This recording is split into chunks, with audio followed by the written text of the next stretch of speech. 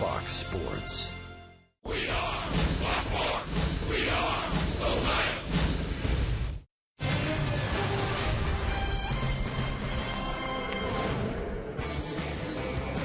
A big night for the Redlegs last night in the series openers. Todd Frazier and Devin Mesoraco went back-to-back in the first inning. And the Reds were off and running with their main man on the mound, Johnny Cueto.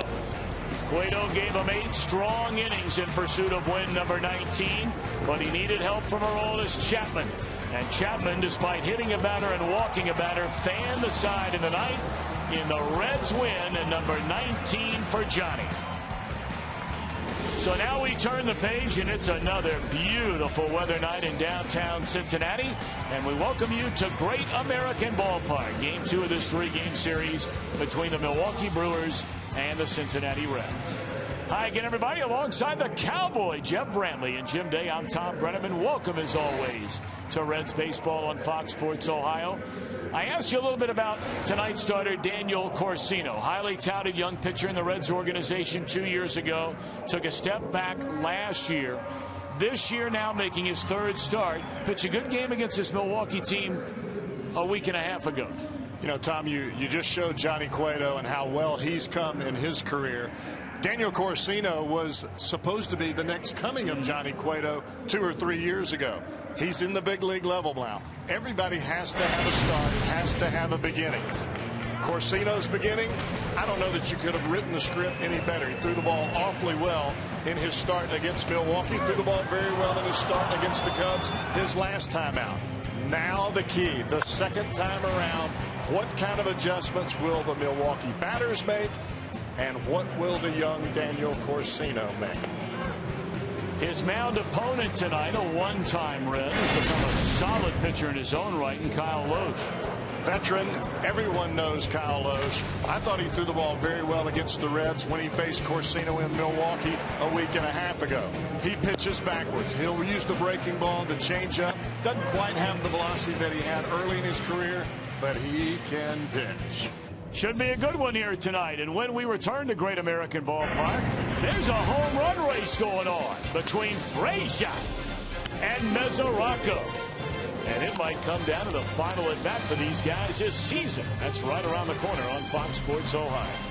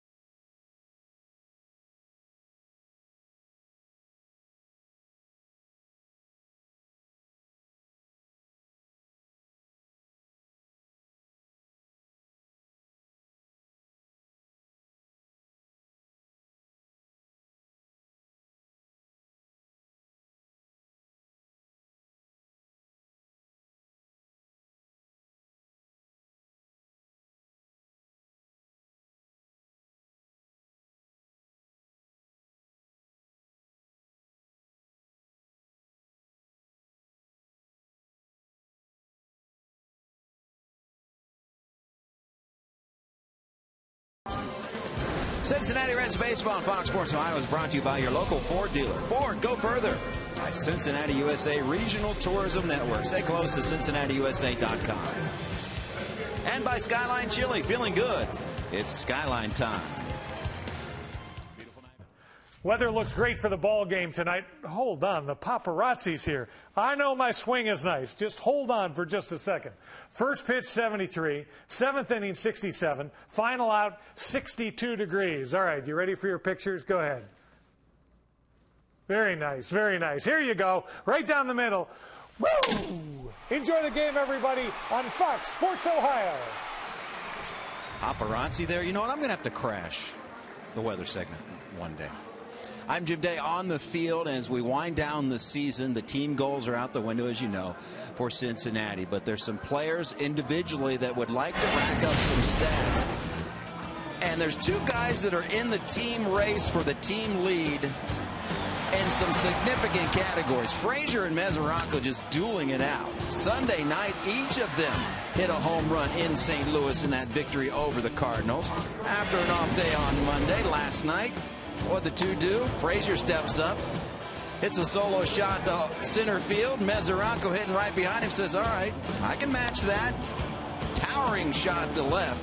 As these guys go back and forth for the team lead in the most significant offensive categories, you look at the numbers.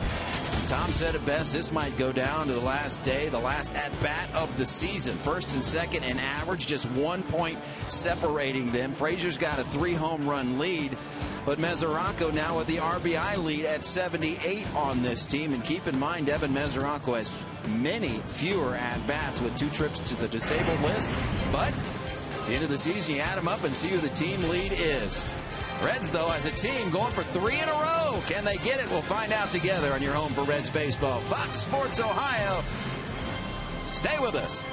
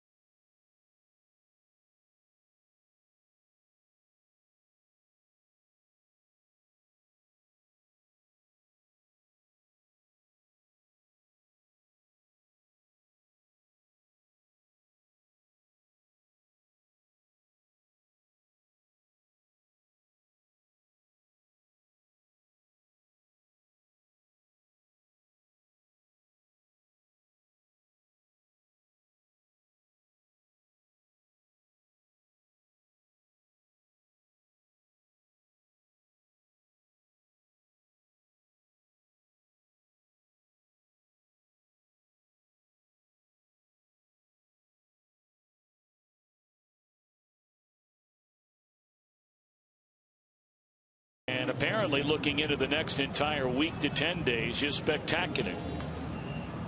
Reds have taken the field with Daniel Corsino on the mound. We look at Milwaukee's starting lineup. They're still mathematically alive. Presented by Meyer. Gomez, Braun, and Lucroy at the top. Aramis, Ramirez, Gerardo Parra, Ricky Weeks a middle third. Latter third of Lyle Overbay, Gene Segura, and Kyle Loesch. It is start number 3 in the big leagues for Daniel Corsino. Be interesting to see how the beginning goes for Corsino facing these guys for the second time. First pitch swinging, swing and a miss on a tailing fastball away from Carlos Gomez, and this one underway. Gomez not even leaving that batter's box, and Corsino right back at it. That one hooked foul, and Daniel quickly ahead at 0-2. What have you liked about Corsino? Strikes. He's throwing strikes. Now, the years ago in spring training when we saw him that he had the biggest difficulty, he was throwing strikes, but they were belt high and they were doing nothing but rat-a-tat-ing the fences. He's starting to throw breaking balls and change-ups for strikes, and he's being able to pitch off of that with his fastball. He's down in the zone. He seems to be a little bit more comfortable. And there certainly does appear to be a savviness, if you will, about this young man on the mound. Bear in mind, he's never pitched in the major leagues until they brought him up when the rosters expanded in September. It's only his 5th major league game. 2-2 to count on Carlos Gomez. Well, there's one thing about this big league game, Tom, and you know this, the players know this, the coaches know this. You can't teach confidence. That comes with the product. And that is strike 3 called. 92 miles per hour right at the knees, and Gomez gone looking. There's always a buzz and an excitement about having one of your own come up through the system. And not only having one of your own come up, but have him have some success and come into his own at the big league level when he's young. Then you have somebody that you can mold almost like clay at the big league level. There's strike 1 to Ryan Braun, the Milwaukee right fielder, at 271, 19 home runs, 81 runs batted in. I just find the whole Corsino story to be just fascinating, and looking forward to seeing where it's going to end up. Let's take a look at the Reds on defense before we get back to that, presented by your Ford dealer. You have Bourgeois again at left, Hamilton and Bruce at center and right. Frazier back over at third, and Hanahan at first base. And what I mean by that is this is a young man, as you pointed out a moment ago, Jeff. This was the guy in the Reds minor league system. This was a guy they were counting on to probably about this time next year to be figuring into a regular part of their rotation. He had come off a great year 2 years ago in the minor leagues, moved up a couple of different levels, but then last year took a major step backwards. And there were some inside the organization, he got the feeling anyway, that had begun to sour on Daniel Corsino. So I'm not sure what the expectation level was when they brought him up this year. It didn't seem all that high. But now all of a sudden he's starting to make people rethink all over again. And I think Corsino understands this is where you open eyes. Yeah, it's September. Yeah, it's the end of the year. The Reds are out of it. But the team across from you is not out of it. And when he faced the Brewers the last time, they were really not out of it. They may be on life support here tonight, but Corsino is pitching for his 2015 year. Those last 2 pitches just a little bit low. It goes to 3 balls and a strike to Jonathan Lucroy. You hear the statement all the time. Believe in your ability, whether you're a hitter or whether you're a pitcher. If you don't believe in yourself, who is? And that's just off the outside corner, and he issues a 2-out walk to keep the inning alive for third baseman Aramis Ramirez. You know, we've talked about it so many times, and look, these players understand the situation. Right now, looking ahead to next year, the Reds are contractually obligated to all 5 of their starters. Johnny Cueto has 1 more year left before free agency. The same holds true for Matt Latos and Mike Lee. They signed Homer Bailey to a long-term contract, as that one is swung on and fouled back out of play. So everybody is in line to be back when you also include Alfredo Simon, unless the Reds make the decision to trade away 1 or more of those pitchers.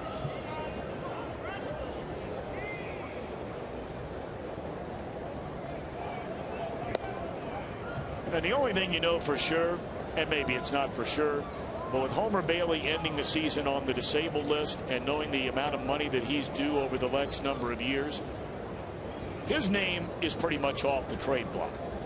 Yeah, that's not going to happen. No, they have made a commitment for Homer to be here right where his career began. Swinging a foul ball out of play, 1 ball and 2 strikes. And everybody else, it's one thing to really want a guy back.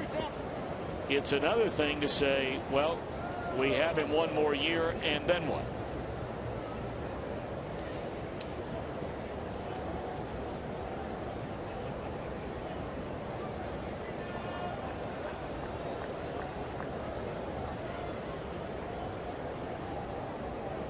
One and 2 to count on Aramis Ramirez, and there is strike 3 called. How about that? The breaking ball on the outside corner. Very impressive first inning for Daniel Corsino.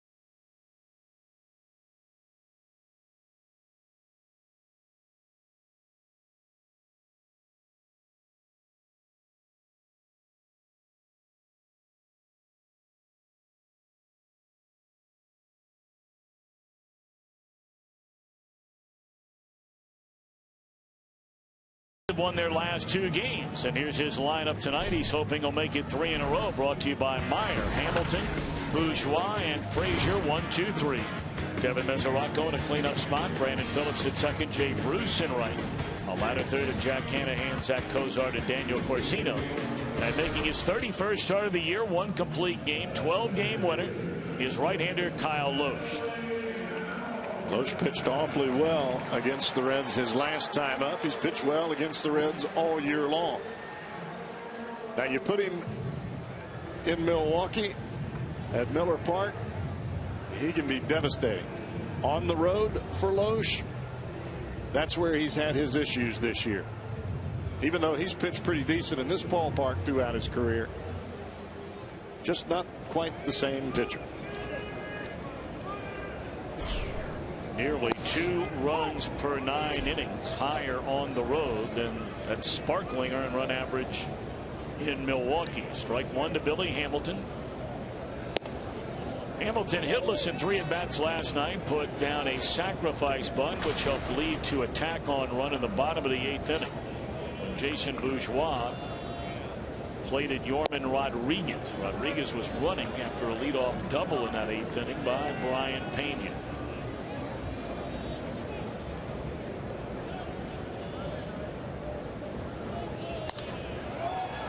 In the air, short left center field, and Gomez, a very good defender, will come in and get it. 1 gone.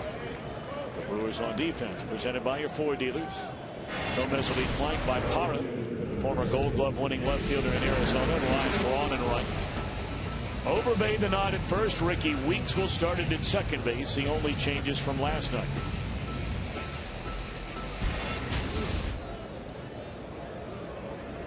Bourgeois 6 out of 23 since being brought up. He was Louisville's most valuable player this season, spending the entire year with a AAA bats. I thought he had a big hit in the game last night late. Driving in a run. Short center, Weeks calling off all comers, 2 away. The Brewers are hanging by fingernails on the ledge in this National League wild card race. It's as simple as it gets. The Brewers have to win every game, and the San Francisco Giants have to lose every game. Including tonight, each team will play 5 more games, and that is the spread between the Giants and these Brewers. The Pirates officially clinching one of the 2 wild card spots in the National League with a win and a Brewers loss here last night. So 2 years in a row, the Pittsburgh Pirates, after going 20 years without a winning season, are headed to the postseason.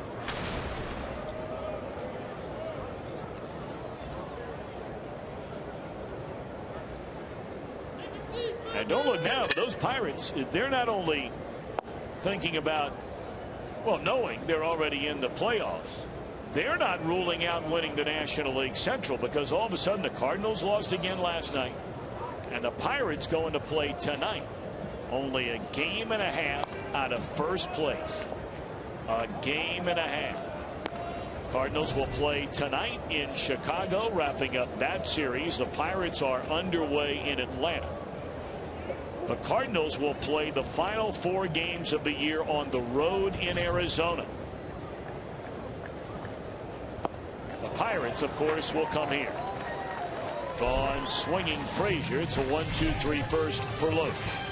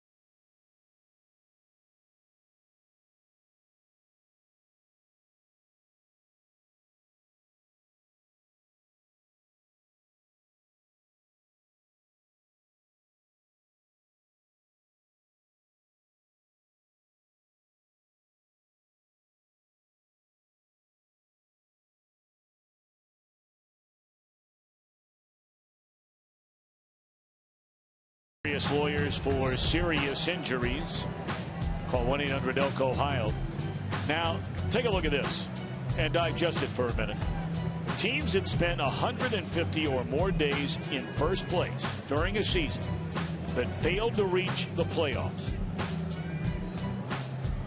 The Brewers, with a loss tonight, would join that dubious list. Only 162 games in the year. Now that's a little rough. That's Heartbreak Hotel right there, and we ain't talking Elvis.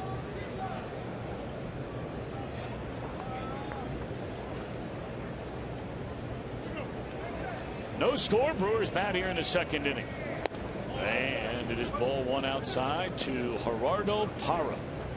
He was a member of that Arizona Diamondbacks team we just put up a moment ago, so he knows all about this. Traded over from the D-backs this year.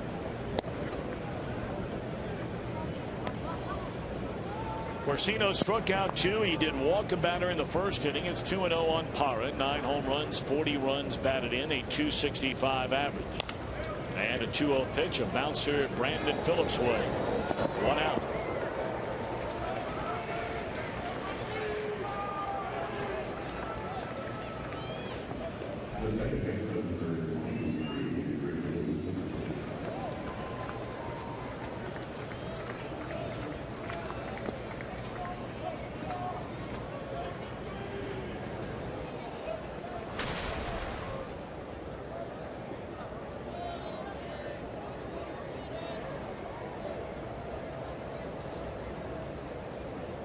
That'll bring Ricky Weeks to the plate, the one-time Milwaukee regular second baseman, a one-time National League All-Star who fell on hard times for a couple of seasons, just could not swing the bat.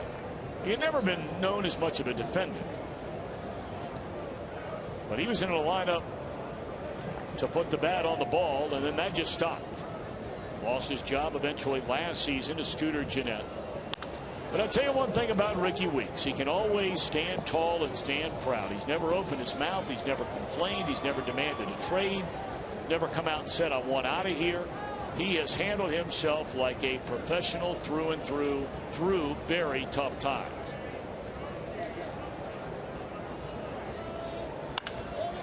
Stung in the left field, a base hit.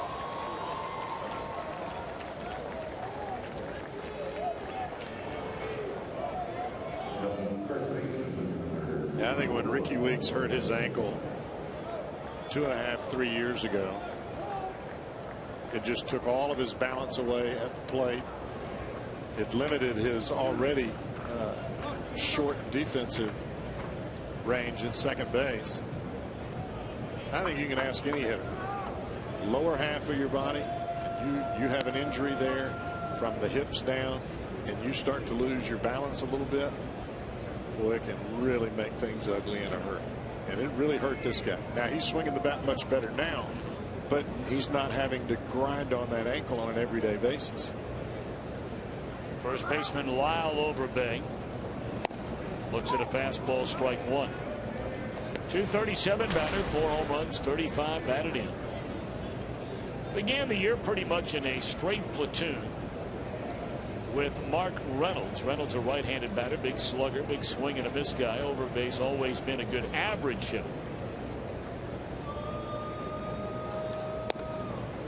Oh, 2.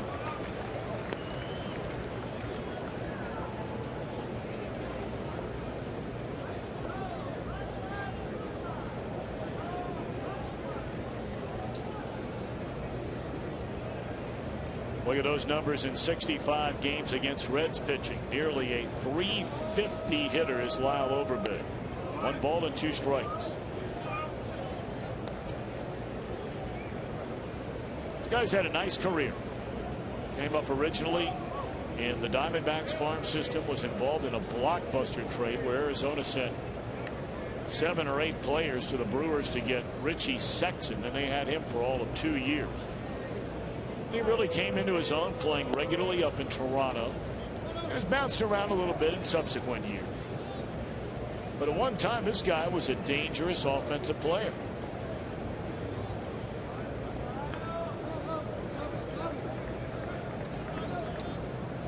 Another one of those guys that's a big fella. You see him at the plate. He's imposing. You think, all right, 40 home run guy. He's a base hit guy.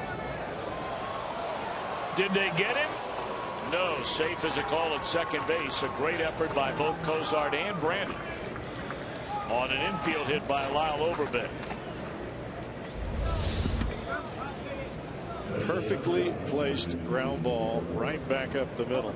Cozart gets it. If he could have gotten one more step and been able to plant before having to flip that backwards, he might have got a little bit more on it. I think Brian Price going to take another look at this, although it looks like he got that toe back down, but did he have control of the ball?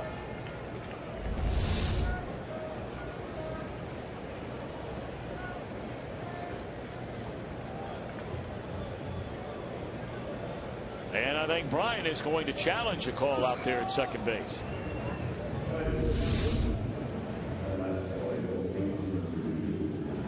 He might have had that toe on the bag before Weeks' foot arrived on the bag. But let's watch your right hand to see if he maintains control of the ball.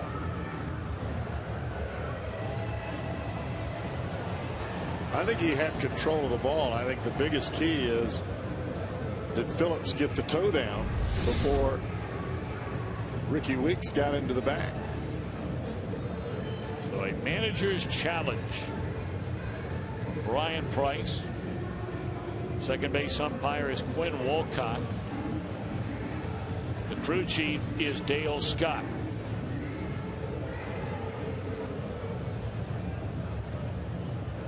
Got him. Out at second base. Now that is a phenomenal play. Not only by Zach Cozart to get to the ball and then backhand flip it while he's falling to the ground, but just Brandon Phillips' presence of mind to catch it with his right hand and somehow get his left foot on the bag. I mean, that's borderline ridiculous. But then again, we're used to seeing those kind of plays from this Reds defense. So that'll be a fielder's choice after all for Overbay, the out at second base. 2 gone in the inning, and now the number 8 hitter, the shortstop Gene Segura, looks at ball 1 away. Oh, what a great play that was. Cozart and Phillips.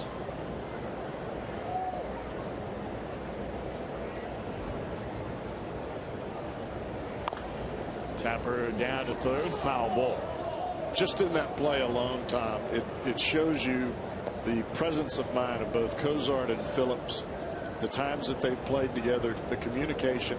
How many times have we seen it where shortstop and second baseman, they both go for that ball, there's nobody at second base to even have a play? It's a great point, because it happens all the time. And it's got to be instant communication.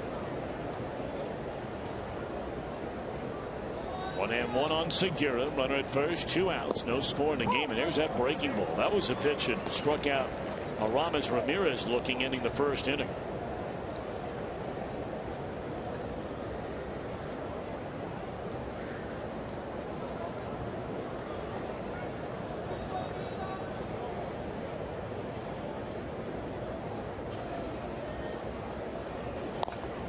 Little number off the end of the bat. Anaheim the feed to Corsino, and that's all for the Brewers. They get a hit. Brian Price wins the challenge. No score after an inning and a half.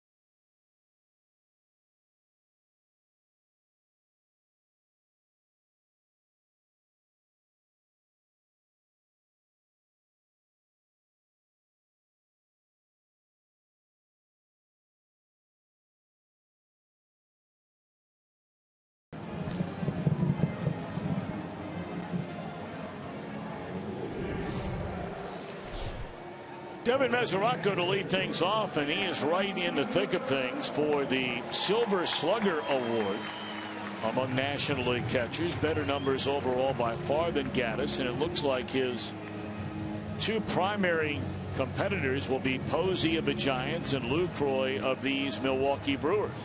Yeah, I think his biggest competitor is going to be the catcher he's facing here tonight in Jonathan Lucroy. First in doubles in the National League, second in extra base hits. Doesn't have the home run numbers that Mesoraco or some of the other guys on that list have. Yeah, well, Lucroy, you're talking about a player with over 50 doubles so far this year, 52 to be exact. That's an incredible number. And with one more double at the catching position, he will set the major league record for doubles, held by Pudge. Actually, he's tied with Pudge Rodriguez now.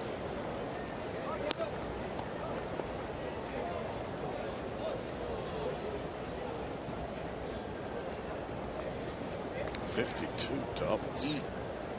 That's sick.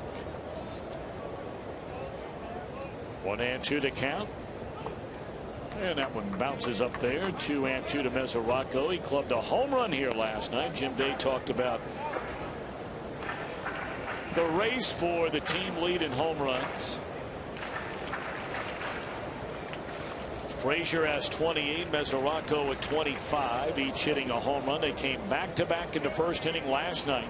Only the second time all year the Reds have hit back-to-back home runs in a game. Back-to-back strikeouts for Kyle Loach.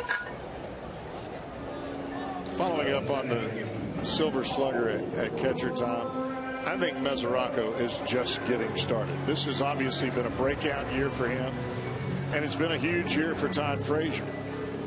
But I think both of these guys are just, I mean, they are just starting to hit the cusp of where I think they'll be as time goes on. I mean, Mesoraco hit a ball out of here last night that he hit on the label. I mean, he is strong like a bull.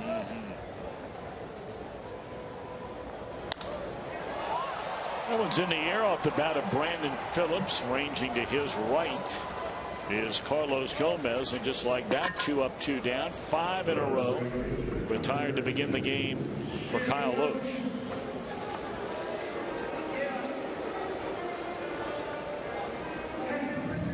Now Jay Bruce. .215 the batting average, 18 home runs, 65 batted in. Bruce hitless in 3 at-bats in a series opener last night.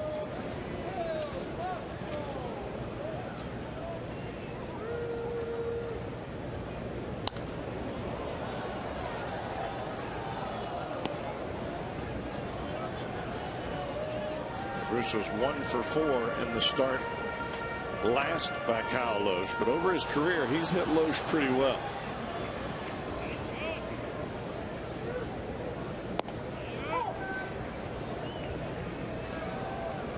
That last pitch is the money pitch for Kyle Loach against left-handers. That changeup that he docked right on the outside corner.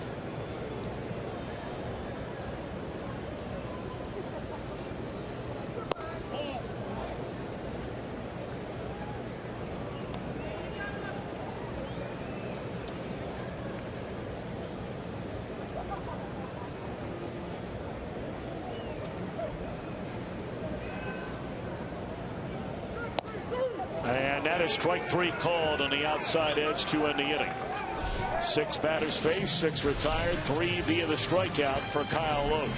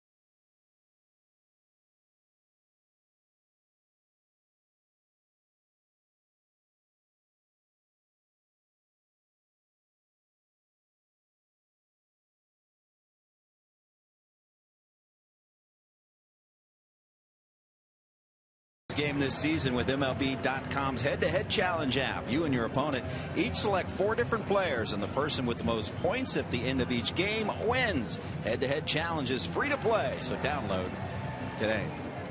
I'm Jim Day. Let's follow up a little bit on what Tom and Cowboy were talking about, the rotation perhaps in 2015. Got a lot of questions on Twitter about what happened to Tony Cingrani, a left-handed pitcher who had much success when he first came to the big leagues. Tony Cingrani had some shoulder problems, then was sent to AAA, then redeveloped some shoulder problems. He never got back to a throwing program at the end of 2014, so he is looking ahead to 2015. I talked to Brian Price about him. And for the first time, Price came out and publicly said he has to work on his secondary pitches. He cannot rely on just a fastball. And then I asked the question, well, if he doesn't improve those pitches, could he be a guy out of the bullpen next year? And for the first time, he said, indeed, yes, we can use another left-hander down there, and particularly a guy that throws a good fastball. Well, Jim, thank you very much. That was an outstanding interview. Very much enjoyed your sit down with Brian Price as part of Reds Weekly that was on earlier tonight. I would assume that interview is going to be replayed somewhere, sometime, Jim Day. Do you have any information about that in case folks missed it earlier tonight? I think pretty much Reds Weekly is on a loop at this point of the season. No, I believe they will run that. I'm not totally sure, but I think tomorrow night at 6 o'clock normally they rerun it right before Reds Live, the live edition. Actually, I take that back. We're not on the air tomorrow. That's right. It's a day Friday night. I'll be all right. Okay. Friday night, I believe you can see it, 6 o'clock. Okay. Thank you. Well, if the folks missed it, you might want to tune in and check it out. Yeah. Very informative. Will pop up on a 3-2 pitch by Loesch, and that's out number 1 for Daniel Corsino in a scoreless game as we open the 3rd inning.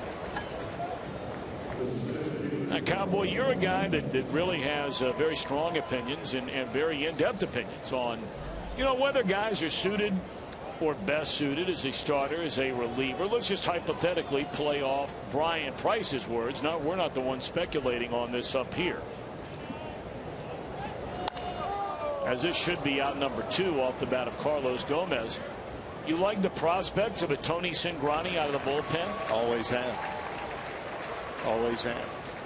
The mentality for Cingrani and his ceiling is what made it so attractive to give him an opportunity to start. AA, AAA, he was blowing hitters away with the fastball. At the big league level, unless you're a Aroldis Chapman, and even a Aroldis throwing 102 miles an hour can't throw the same fastball every single time. You've got to have something else to go with it, especially as a starter. And that's where it seemed like Tony got himself in trouble. It seemed like he was uncomfortable, whether it be the breaking ball or the changeup. I don't think the fastball is what made his shoulder sore. I think it was trying to do the other things, almost decelerating the arm, trying to make a pitch, and you could see it from up here. Elbow drop, slows down his body, everything, all the pressure goes to the shoulder. Sooner or later, you have to make a decision. What are we going to do with this guy? And I will tell you this. He's got the mental makeup and the belly to pitch out of the bullpen and pitch late.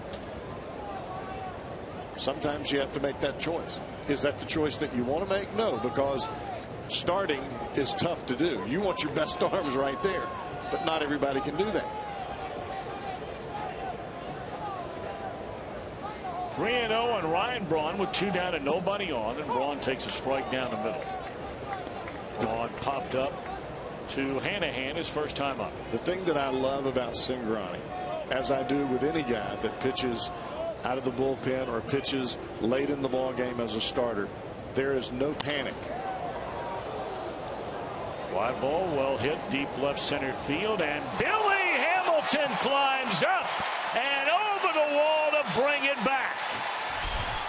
He may have hit his head on that fence as he went flying over top of it. What an extraordinary play by the rookie Billy Hamilton. Oh, goodness. How about that?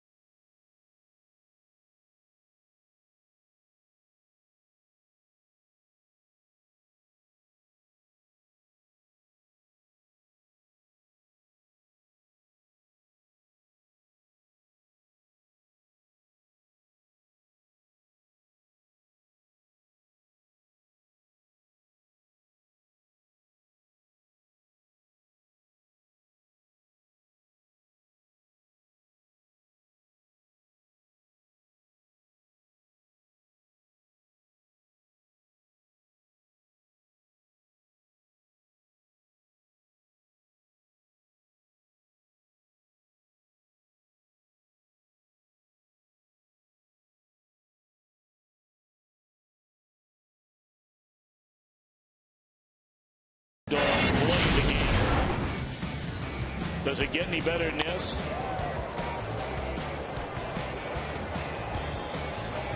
It is not a stretch. It's not being a homer. It's not being a guy that says, oh, you work for the team.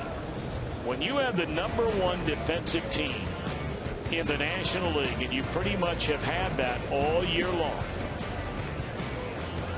despite the fact that the Reds are going to finish under 500 on the season, does not take away from great defense that they have played all year long. And they certainly have a number of players that very, very much deserve to either win a Gold Glove or be right there neck and neck with one or two others at other positions. Phillips, no doubt. Hamilton, no doubt. Kozar, no doubt. Frazier, right there. I agree. That's the kind of play that we've seen from Hamilton time and time again. That one banged in the center field, a base hit. That's why, Jeff, I don't know if you agree. And again, I don't say this because we broadcast Reds baseball game. The offense has had its ups and downs for Billy Hamilton. He has had a very difficult second half of the season at the plate. Right. But he's still hitting, you know, the 250s. He's knocked in almost 50 runs. He's got, what, 14 and 25, 39 extra base hits. He has 56 stolen bases. And he has played a Gold Glove center field. I just find it hard to believe that a guy who's thrown a little more than 130, 140 innings over the course of a year would best that for the National League's Rookie of the Year award. I have a real hard time believing that, but it might happen. I think when you watch Hamilton in center field, you see a guy that has no fear. Now, if you remember back, he grew up in high school in Mississippi. His first offer was a football scholarship to go to Mississippi State. It wasn't just about the speed. It was the fact that he would go across the middle and catch the football and get tagged. He didn't care. That's the kind of player you want on your field. A little foul by Kozar, 2-1. Tell you, if I'm on the mound and you saw Daniel Corsino, he waited for Billy Hamilton to get there. And it's not just Corsino, it's Cueto, it's the rest of the guys that are out there, because Hamilton has done it time and time again. All of his teammates coming over to look at the right side of his face. It went smashing into that wall, and he still hung on to the ball.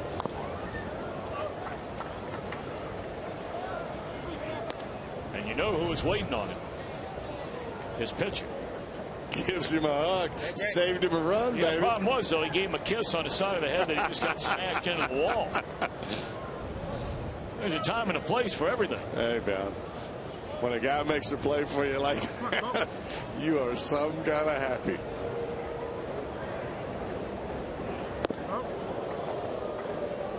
The problem for Corsino there is as that ball left the bat, he's thinking, oh, it's 1-0. Because you could see the reaction of Corsino as that ball was caught. Oh, he was some kind of fired up. 3-2 on Kozar after a single to begin the inning by Jack Hanahan. And Loesch a long look over. Runners going, and it's popped up and out of play. A 3-2 changeup from Kyle Loesch. That's the one thing that you just can't plan for as a hitter. 3-2, even with 2 strikes, you got to look for the hardest pitch. Then you adjust to the off-speed pitches. But with Loesch, he throws the changeup for a strike at any point in time, whether it's 3-0, 0-2, or 3-2. See if Hanahan's running again. He is. And that one lined into center field, but that'll hang up long enough for Gomez to run it down. One away.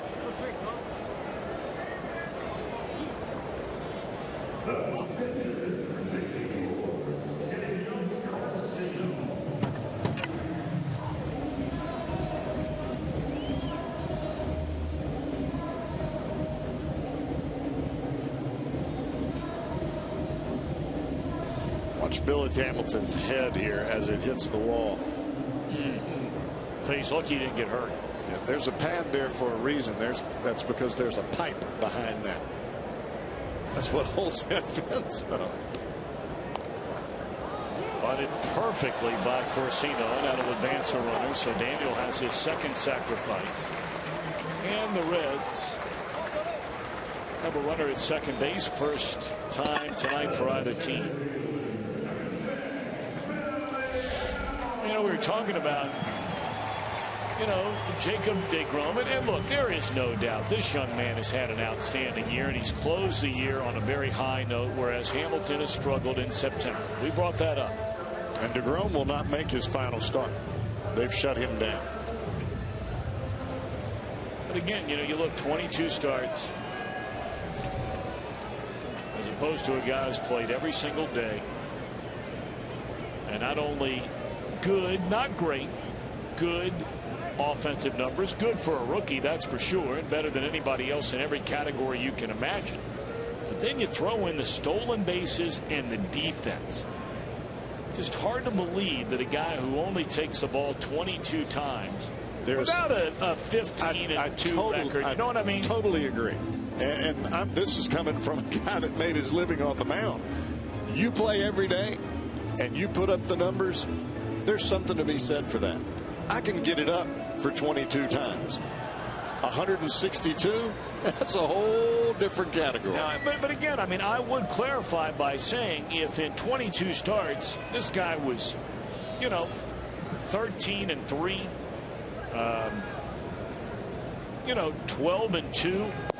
But he doesn't even. I got to start thinking about it then, maybe. He doesn't even lead the other rookies in all the categories on the pitching side.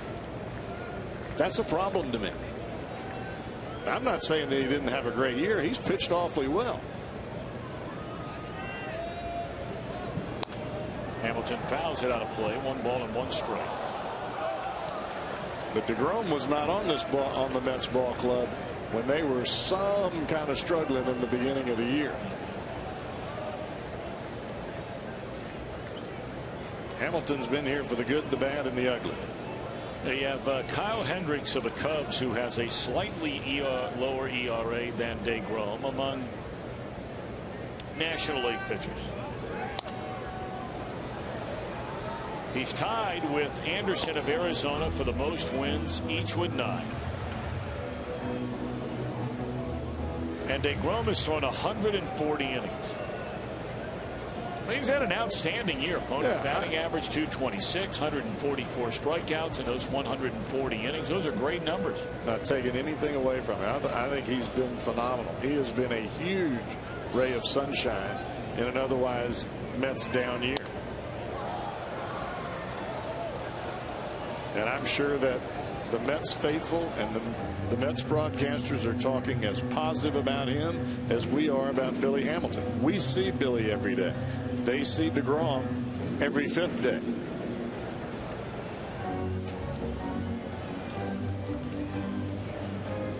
I think it's going to be a very tight book.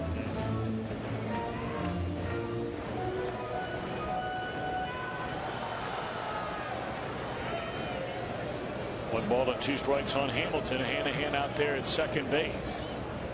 And Loesch to the plate. Again, swung on and fouled out of play.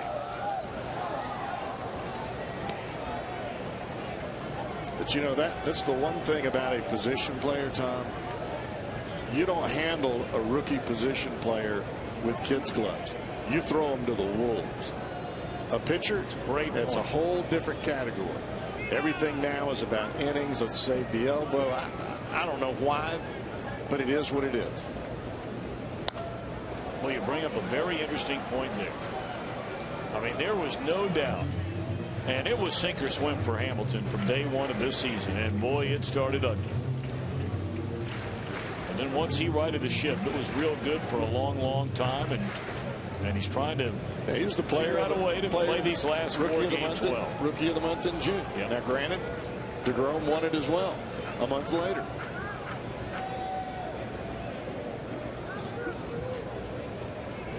One and 2. Fastball high. But the ultimate question that folks are going to be talking about, what about the rough finish for Billy Hamilton? Sure. Well, let me ask you this. if DeGrom made the extra 12 starts in August and September, and he was approaching 185, 200 innings, then what will we be talking about? Good question. Inning over. 1 hit, runner left in scoring position. We are scoreless at the end of 3.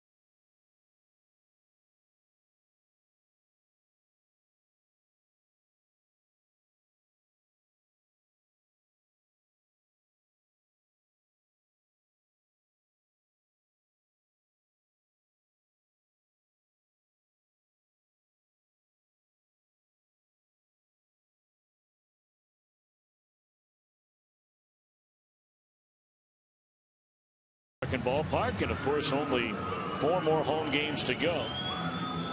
Christian Moorline craft beer options with 40 bottled beer selections. For tickets, call 513-381-REDS. Visit select Kroger locations or log on to Reds.com. The Reds have a day game tomorrow. That'll be a 12:35 start to wrap up this series. And then the final 3 games over the weekend. Slightly different start time on Saturday than perhaps the schedule you received very early in the year. It's still 7:10, fireworks and everything here on Friday night. Saturday's game has been moved up to a 1:05 start. And then on Sunday, Johnny Cueto will go for win number 20. And that'll be a 1:10 start. And I would imagine, depending on the situation for the Pirates, as to whether or not Garrett Cole will start that game against Cueto, all depends on where the Pirates are in relation to winning the division, or are they an automatic wild card? Because I'm sure they'd love to save Garrett Cole for game 1 or the 1-game playoff if they're a wild card. It's one of those things, if you're Clint Hurdle, you'd like to be able to know exactly where you're going before you get to the last day.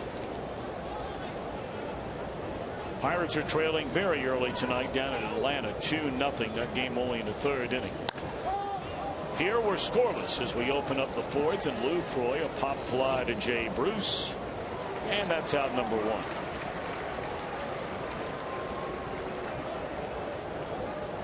Our AT&T call to action. You can tweet your photo using hashtag #OhioFanPhoto. Perhaps we'll show it during one of these final 3 telecasts. Friday, final 2 telecasts, I guess we're down to, Friday and Sunday. The Reds fan photo brought to you by AT&T. No television tomorrow, radio only. And Fox Sports 1 will be broadcasting the game here on Saturday afternoon. The Reds will be on Fox Sports Ohio Friday night, and then the season finale on Sunday. Why not come down and get behind Johnny Cueto on Sunday to try and get win number 20? Bengals are off this week. See a little Reds history.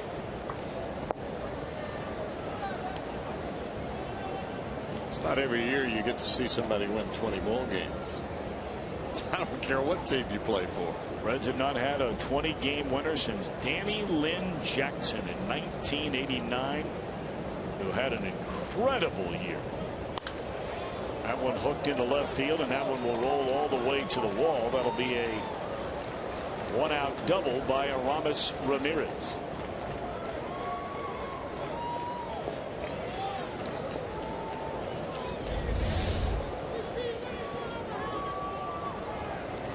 Like a breaking ball that just spins in the strike zone. It was down, it was low. But the off-speed pitches for Ramirez that are in the strike zone, he does not miss too many.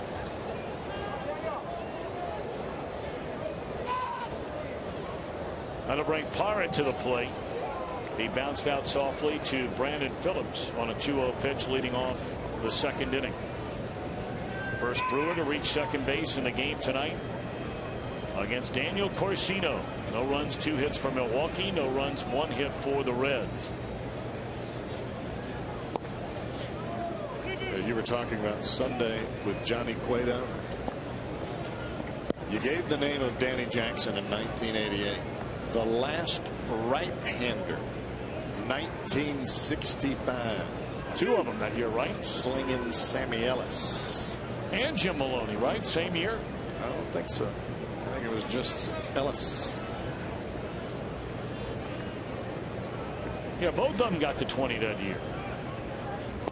Swing and a miss. That's a long time ago, man. Oh, way long time. Maloney won 20. Sammy Ellis won 22. 1965. The last Reds right-hander to win 20 games in a season. Right-handers, plural.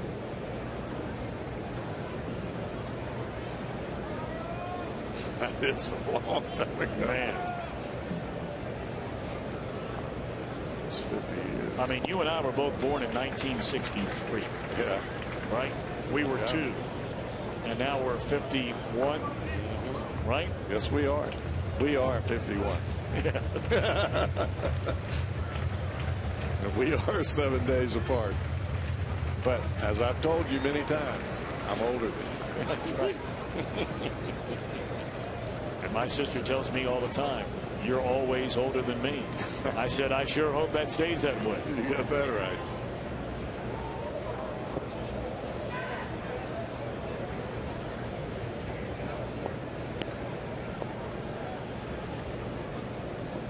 This is where you like to see Corsino.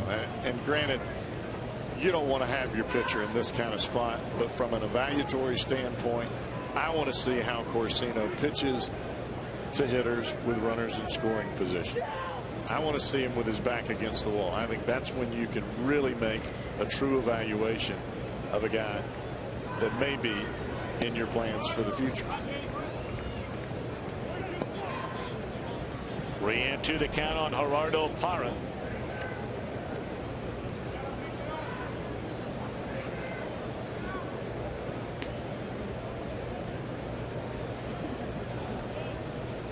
Corsino normally an extremely fast worker, but with a runner in scoring position here, he slowed things down a bit.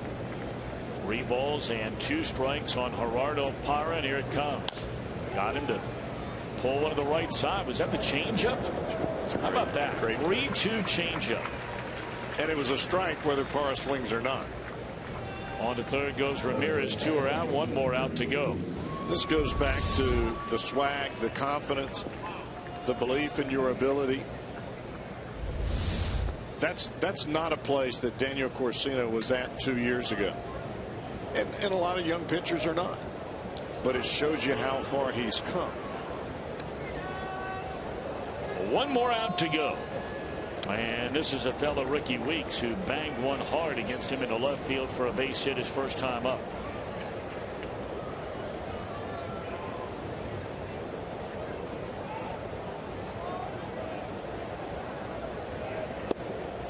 Overthrew that fastball way outside. 1-0.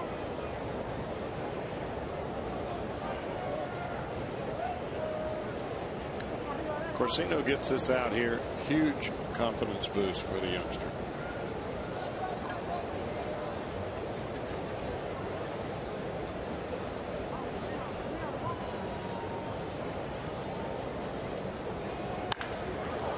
That ball blistered into left field, and that one is up against a wall. That'll drive into Game's first run. Weeks coming to second. He's out by 20 feet.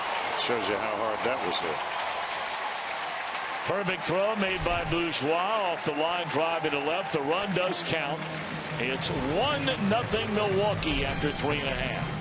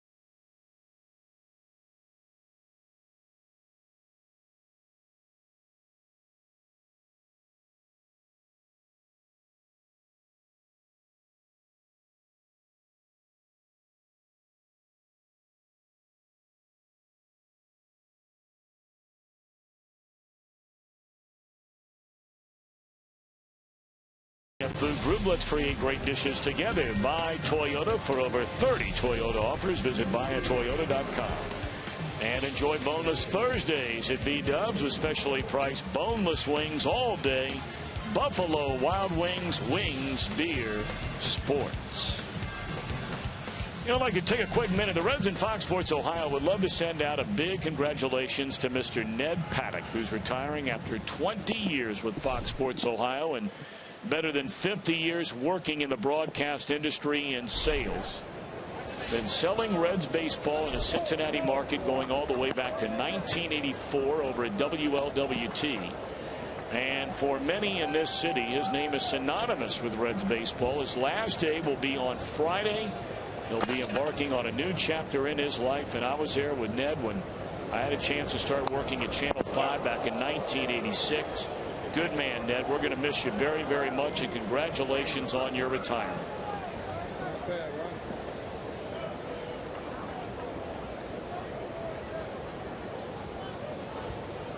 They had a big going away party for Ned over at the Boathouse recently. Part of the Alex Dinkle Foundation. There's a liner into right field by Bourgeois, and that's out number 1 here in the Reds' 4th inning, trailing 1-0. Retirement party at the Boathouse, huh? That's what I'm talking about. Not bad. No doubt. Said it was a great night. Of course, Evan Andrews and his entire crew, they just do such a great job over there. I know you're hunkered down on a semi-regular basis. You get all that for free, by the way? No. Come on. No. I pay for my stuff, and I don't mind paying for it. I like my sauce on the side, by the way. I like to dip it in there. That's not to say I don't like the sauce, because I like them all. I just like it my way. Yeah. You know, rather than somebody else putting what they think is a fair amount on. You want to do it your way. There are some folks, like my wife, that think I'm OCD, but I'll be all right. Well. So what are you saying? No, you're not saying that way. No, not at all. Believe me. Believe me. I would never point fingers. There's a fly ball in the right field. Well, you didn't have to point a finger. I saw that little sigh you gave. No. Believe me. But I don't believe you're not paying. I mean, I don't believe you are paying. I should say that. I'm not buying that. I pay for it. I do pay for it. Well, you should.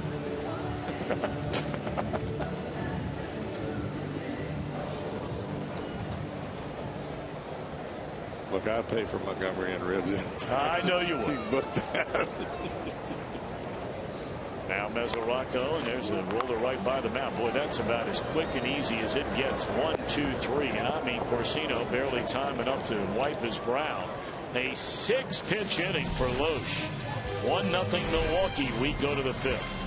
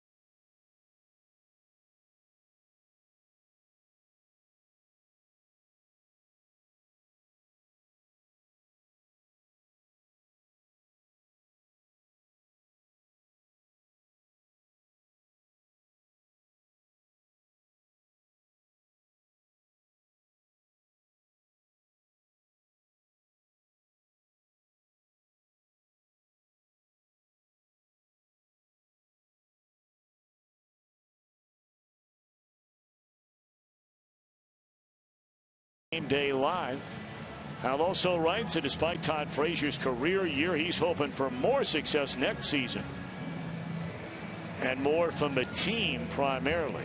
Plus, where are the Bengals in the latest NFL power rankings? It's all at FoxSportsOhio.com. I heard a note about the Bengals today. One of 3 teams in the NFL undefeated. As Chris Heisey takes over for Billy Hamilton in center. So, you know, we had said at the time the way his face and head went jamming into that wall that he was very lucky he didn't get hurt. And I mean hurt from the neck or the spine. And perhaps that's why he had to leave the game. I don't think he'd be leaving the game with a cut on his face. No, I would imagine that in the moment, in the adrenaline, you don't feel it so much. But I mean, watch the whiplash effect when his head hits. I mean, that is like, it's like an airplane at 30,000 feet and it drops about 1,000 and you hit your head above because you didn't have your seatbelt on, and your head just snaps to your right shoulder. That's what that looked like. Well, apparently Jim Day, who's on top of everything that is Reds baseball, right next to that Reds dugout. Jim, any update on Billy Hamilton? I got to tell you, I was surprised when he came back up because he went immediately down underneath when he came off the field after making that catch. And quite honestly, he looked woozy. He was light on his feet when he went down there. So as you guys talked about, adrenaline probably was flowing when he came back up. And I was shocked that he came back up because he did not look good the first time he went down. So obviously after an inning or two, something got the best of him, and they're being cautious. We'll try to give you an update if we get one.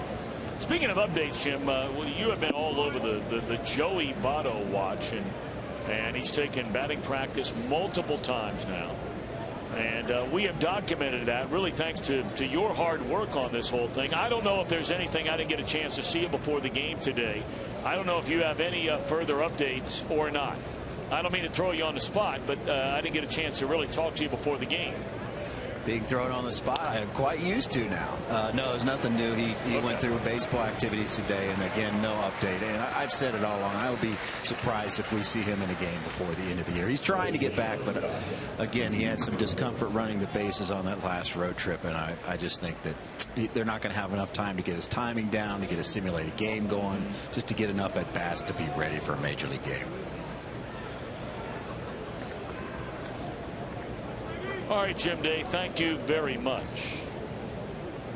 And Joey sitting down there. I think that was David Holmberg he was sitting next to, and David Holmberg will get the start in the series finale here tomorrow. Holmberg, another guy who, like Corsino, has really made the most of this chance to go into the Red starting rotation a second time around. His first 2 starts were just they were brutal, and he'd tell you that. It's not what he was hoping for when he got the ball, but he made that one appearance out of the bullpen where he had to come in for the injured, I believe it was Dylan Axelrod, if I remember correctly. Yes.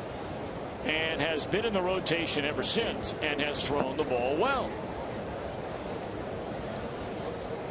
I just think there's a transition moment for every player coming to the big leagues. Now, some of those transitions don't happen for a year or 2. You hear that term sophomore slump. Some guys it doesn't happen to them until the following year. Some guys it happens on the first pitch at the at bat or on the mound. It's just a part of acclimating yourself to a stadium that has a third deck. And there aren't any of those in AAA baseball. The lights are different. The speed is different. And I don't know of any guy, any player that dreams of playing in AAA. You dream of playing right here in the show. That's why I keep giving credit to Chris Welch, who, despite those very poor outings by Holmberg when he made that start, he said, just watching this guy a little bit, I think his quote was something along the lines of, I got a feeling about this guy. He said that before we went on the air one night, and I'll be doggone if he was right. Those left-handers stick together. They do. And ball 4. And that's something you don't want to see from Corsino. Here you are, the bottom part of the order up. You retire the first batter in the inning, and then you walk the number 8 hitter in front of Kyle Lewis. Daniels had a couple of pitches that it looked like he held on to them a bit too long. They went all the way to the backstop, totally evading the catcher Mazzaraco. Now you got to get things back together.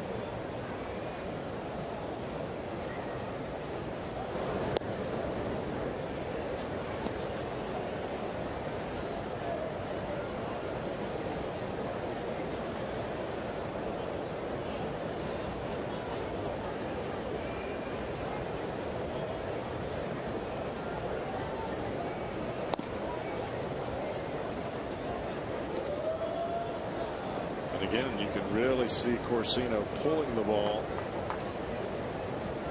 away from his arm side towards that left-handed hitter's batter's box.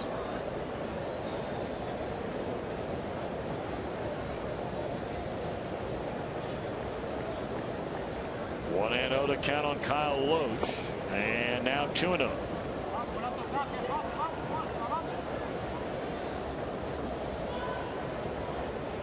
One run, 3 hits for the Brewers. Corsino has walked 2. He has fanned 2.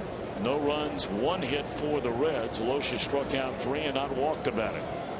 Now, this is a spot for Corsino where you really don't need the pitching coach to come out. This is where you have to correct yourself on the mound. You realize you're pulling the ball the other way. You make the mechanical adjustment.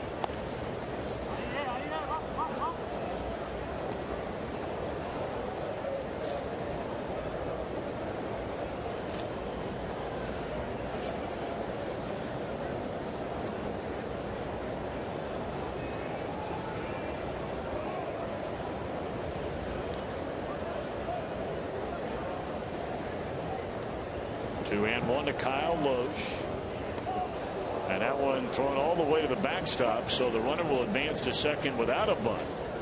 And now they'll probably try and bunt him on to third base. Jim Day, you're standing alongside Johnny Cueto down there. What's going on? I tell you what, it's pretty cool stuff. He's come down here to this side of the dugout in the camera well, so he's closest to Daniel Corsino. Daniel Corsino many times in his past has been called Baby Cueto because he would follow Johnny around, and Johnny's been his mentor. And between every half inning he's talking to Corsino. I mean, you can maybe hear Johnny talking in Spanish loudly to Daniel after every single pitch. So some pretty good mentoring going on right now. Well, that's great stuff. Thank you, Jim Day. And clearly Corsino is having a hard time in this inning. as he wild pitches the runner first to second, wild pitches the runner second to third, and in the process walks the pitcher Kyle Loesch. It's all about release point. And if you'll remember back, Tom, when Johnny Cueto first got to the big leagues, his problem was spinning off to the first base side and the ball flying everywhere. There were times where he'd let go of it too early. The ball would sail over the head of the right-handed batter. There were other times where he would hold onto the ball too long, and it would do just what we saw with Kyle Loesch at the plate all the way to the backstop. That's part of what really precipitated the turn that we see in Johnny Cueto's mechanics now, a la Louis Tiant. Is Daniel Corsino headed that way? I don't think so, but you still have to be able to make that adjustment on the mound. Well, Jeff Pico, the Reds pitching coach, out to chat with Corsino. Issued a 1-out walk here in the inning to the number 8 hitter Segura. And all Loesch was up there, he was trying to just give himself up for an out. A wild pitch sent the runner to second base. It was also ball 3. And on ball 4 was thrown to the backstop, allowing Segura to move on to third. They're on the corners, one away for Carlos Gomez, who has struck out and had that fly ball to center his last time up.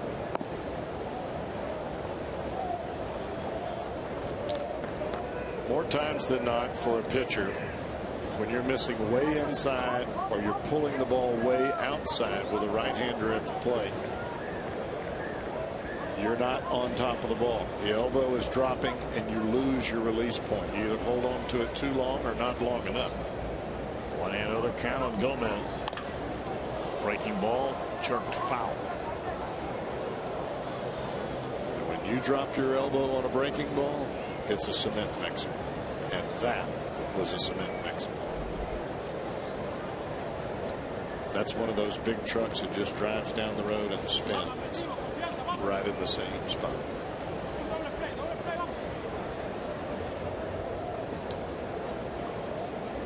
One and one on Carlos Gomez. And that ball is killed into left center field. It will go all the way to the wall. Segura will score. They're going to hold Loesch on a run scoring double by Gomez to make it 2-0 Milwaukee.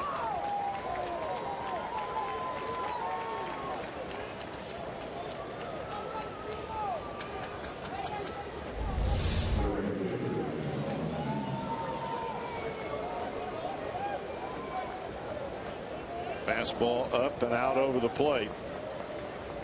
They don't miss those too often up here. So now work to do. Ryan Braun, the batter, runners at second and third. And remember, Braun is the one that hit the ball over the wall right at the bullpen where Hamilton went up, slammed his face against the padding. That's what ultimately sent Billy Hamilton out of this ball game. Reds infield drawn in about halfway in. And the pitcher Loesch, a runner at third base. And Gomez out at second, 1 out. Blocked by Mesoraco, ball 1.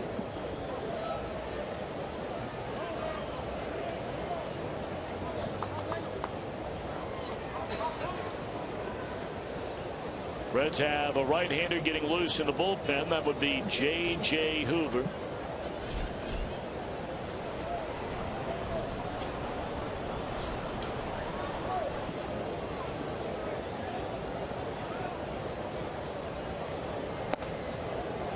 Two and 0.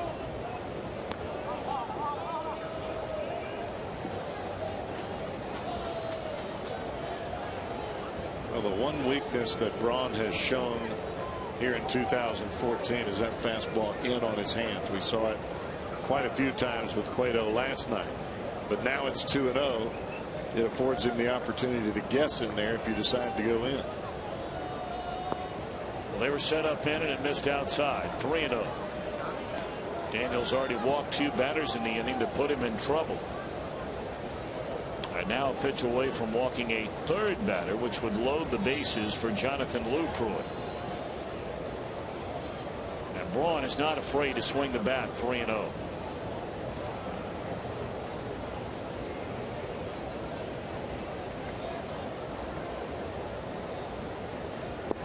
nowhere near the strike zone, and they are loaded, and Brian Price is coming to get him. That's going to be it for Daniel Corsino.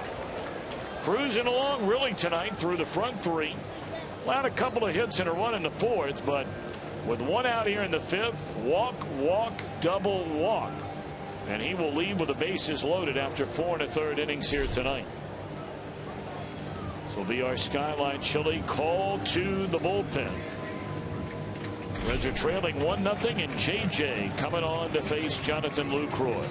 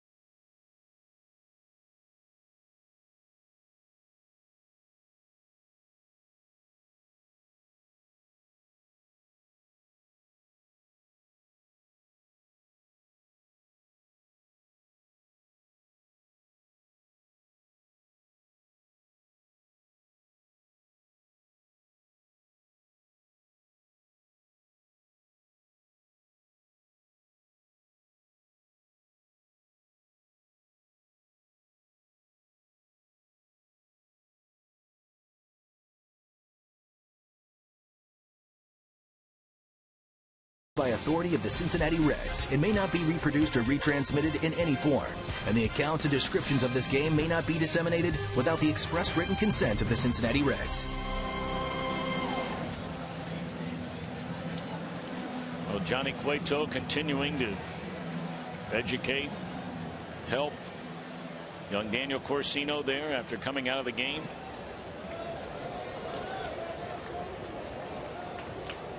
And you can see Cueto showing him that he's pulling his front shoulder out. Johnny would know that was the biggest adjustment Cueto had to make as a young pitcher in the big leagues.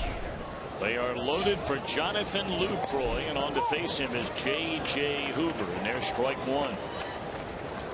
Been a lost year for Hoover, but you certainly believe that he has the talent to have a bounce back year looking ahead to next season.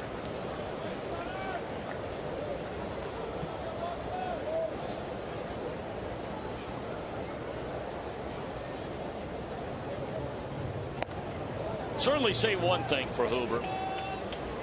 He has never shied away after a game when he has had a bumpy outing, and you cannot say that for every member of this Reds team if they pitched a bad game. But I mean, on the nights where Hoover could walk back into that training room or walk back into the players lounge and just decide, you know what, I'm not talking to the press after a game tonight, I'm done. He's never done it, not one time.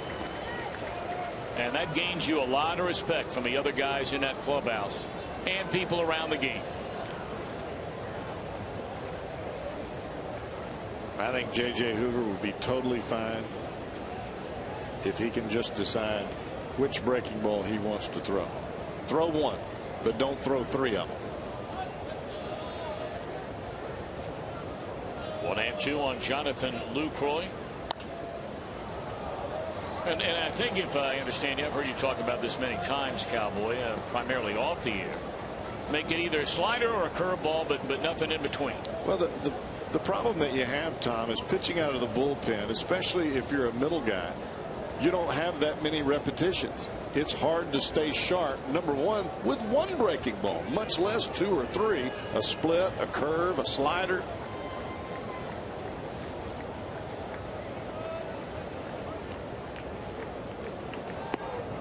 Now, everybody is different, and some guys adjust to, you know, one type of off-speed pitch better than another. Is there one at the end of the day you like better? Split, curve, slider. What do you like? I like his slider. The pitch he threw last year was the harder breaking ball. He had a good year. It was money. But he came out of spring training trying to throw a split, a curve, a slider, and the fastball. Not happening. Short right, Bruce will get it, and everybody is going to stay put. A line drive where all the runners just kind of have to freeze, and that's a big out for JJ. 2 away in the inning.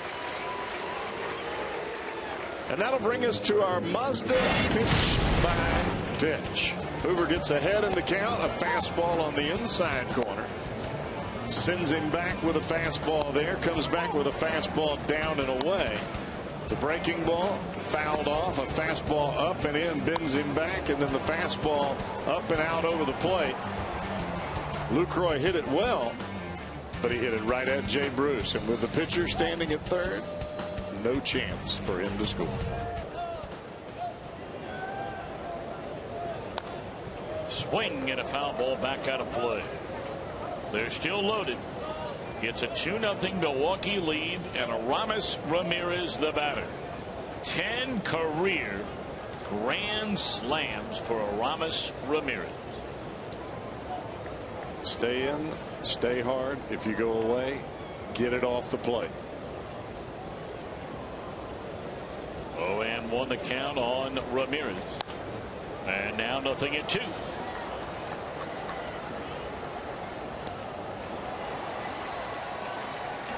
For some reason, Tom, throughout the career of Aramis Ramirez, he has always had the ability to stay on that hard breaking ball.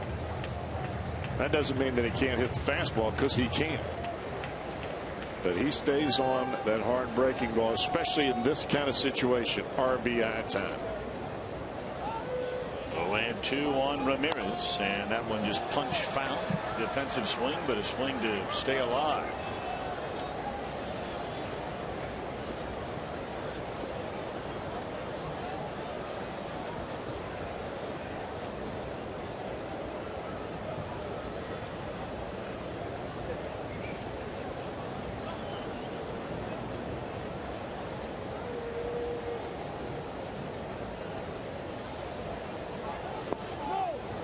Started to go and was able to hold up on the appeal.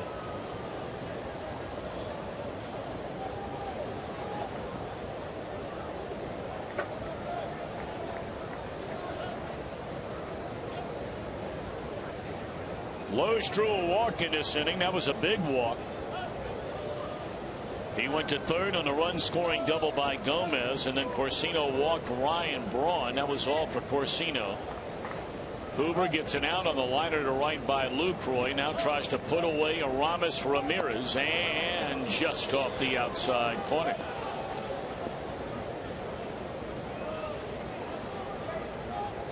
It's more of the slider there in the Cowboy. Yes. You see a guy hold up on a pitch like that, you better come in.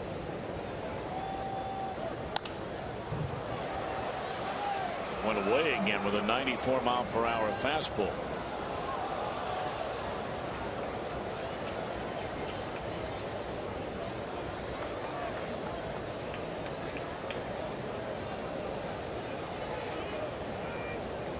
Brewers a single run in the 4th inning, 1 here in the 5th, and a 2-0 lead. They are loaded with 2 outs, 2-2.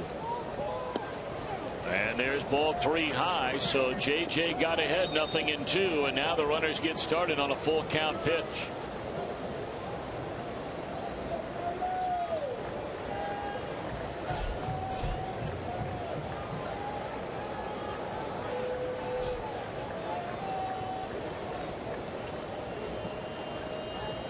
Well, here we go. 3 balls, 2 strikes. Struck him out on a 3-2 breaking ball. How about that? Hard slider. Very nicely done by JJ.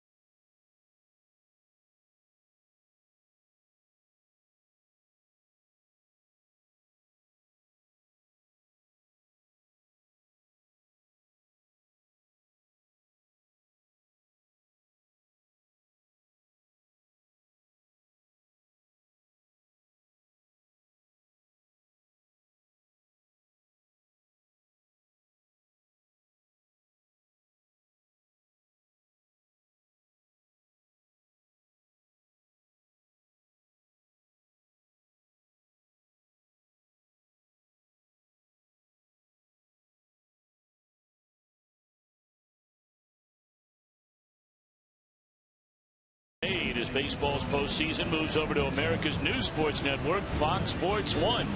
That will be your new home for baseball's National League Division and Championship Series. It all begins in 2 weeks.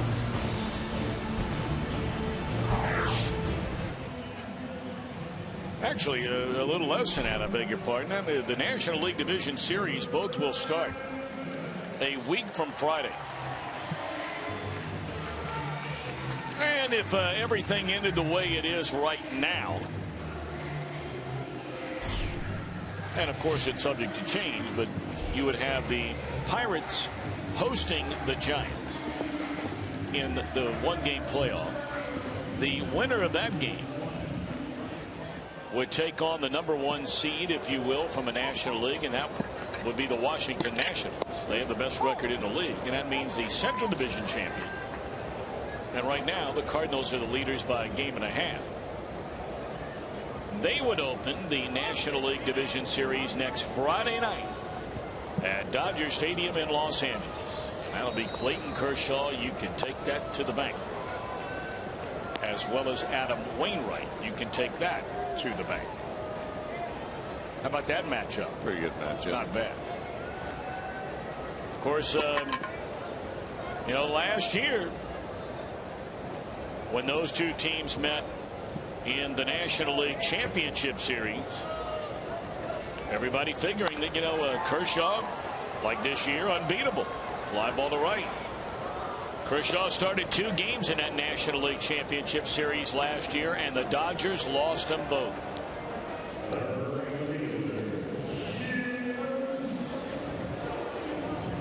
And one game, the Dodgers ace was really kicked around. The other game, he pitched pretty well, but in one of those games, St. Louis had its way.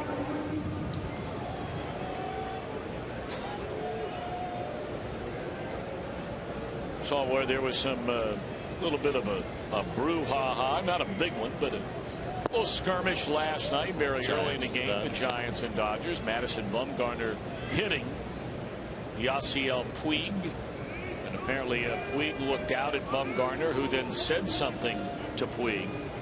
He's said a whole lot, and it's not the first time he's talked about Puig or to Puig during the game. Of course, it never does look good, though. Even if you really meant business, but it doesn't look good when all of a sudden the guy starts walking out, the batter, and 2 or 3 people are holding it back, and then when you're out on the mound, you drop your glove like you're ready to fight the guy. And that never looks good. You know what I mean? No.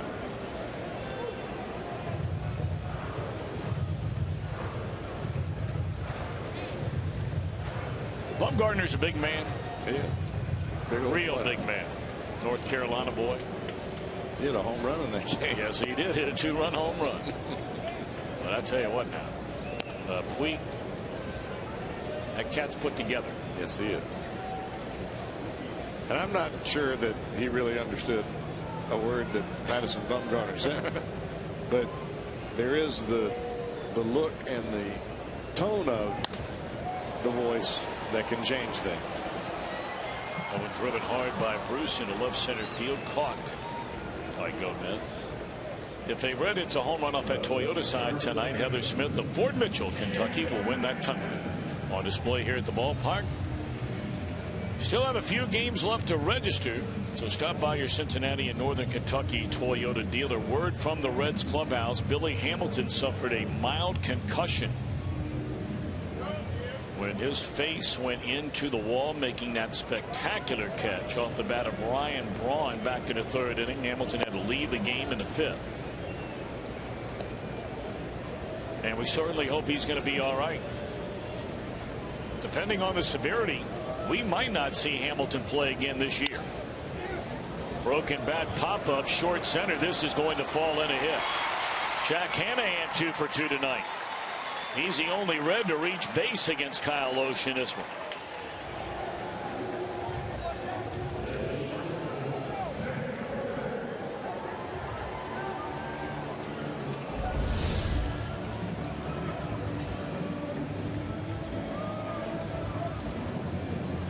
Didn't hit it on the sweet part of the bat. But sometimes it doesn't matter. Baby falls right in there.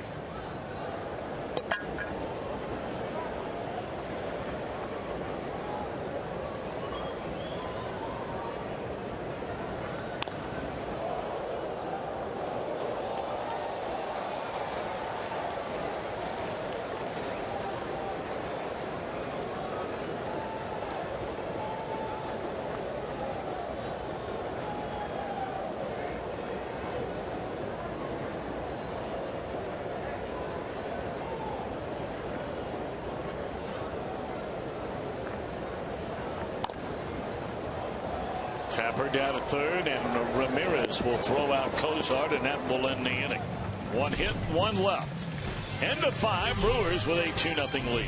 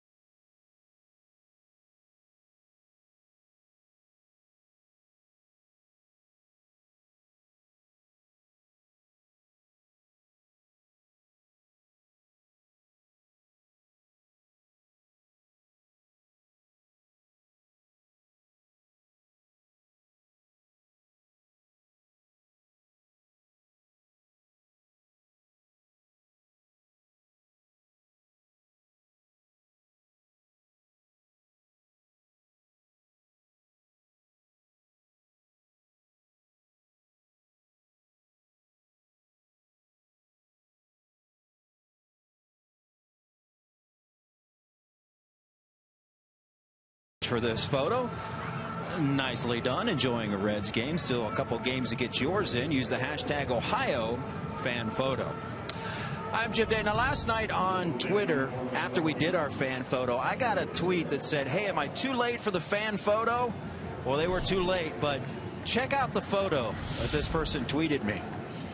I am not sure where this picture was taken or the context of it, but I'm not sure I've loved a photo ever more than this one. Using the tablecloth as a napkin. Cowboy, where were you? Whatever it takes. Holy Moses. Where was that? We were on the Caravan. I don't recall. What is that? Fried chicken in front of you? That is fried chicken. I don't recall the city exactly, but yes, that was fried chicken.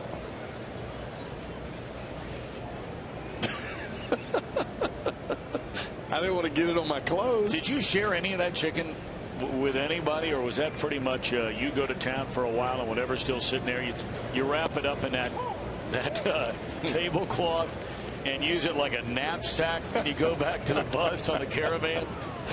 I did share. That was a lot of bird. Jim Day getting it done. Where does he come up with that stuff? I mean, really nothing much has changed. You walked out of here last night. You needed a wheelbarrow to take some of that fried chicken that Denise and the ladies back here prepared pregame last night. I did. Hey, I'm honest. I like it. Amen. Stand-up guy. 3-2 on Gerardo Parra. J.J. Hoover came on to retire the Final two batters with the bases loaded in the fifth, preventing Milwaukee from adding on to their 2-0 lead. And now the payoff pitch to Parra, and he walked him. This is where Hoover this year, when he's had problems, has run into problems. That second inning when he comes out. And let's hope that that's not the case here tonight.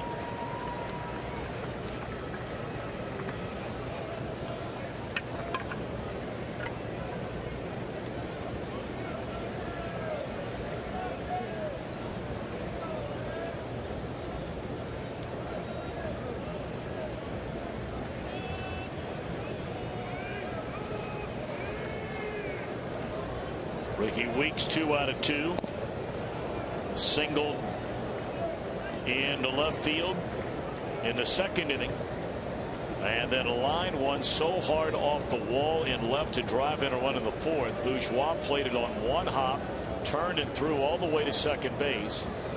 Brandon Phillips caught the ball and was standing there waiting on Weeks, who never even bothered to slide. He was out by 20 feet.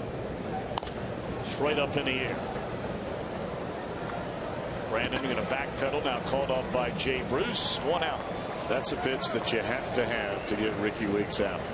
A breaking ball that you can throw for a strike, because he can absolutely annihilate a fastball.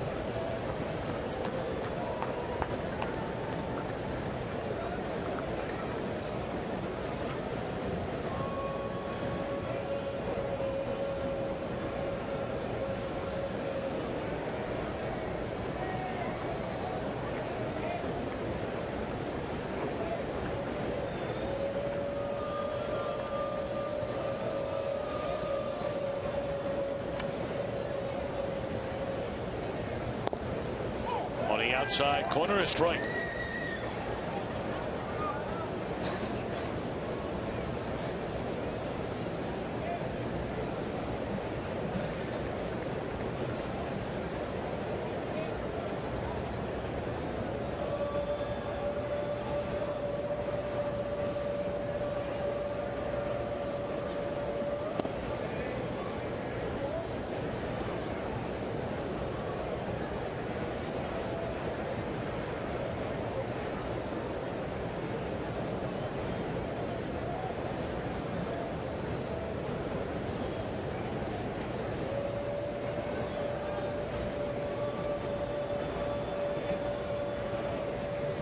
One to count on Overbay. 1 on and 1 out.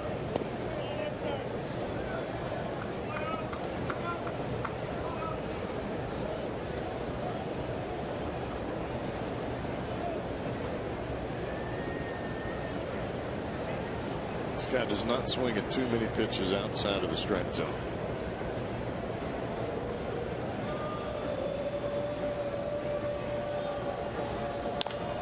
For the right side, this should be an easy double play. And that will end the inning. So a good job by Hoover after walking the leadoff man in the inning. Reds need to get to work on Kyle Lohse, trailed by a pair.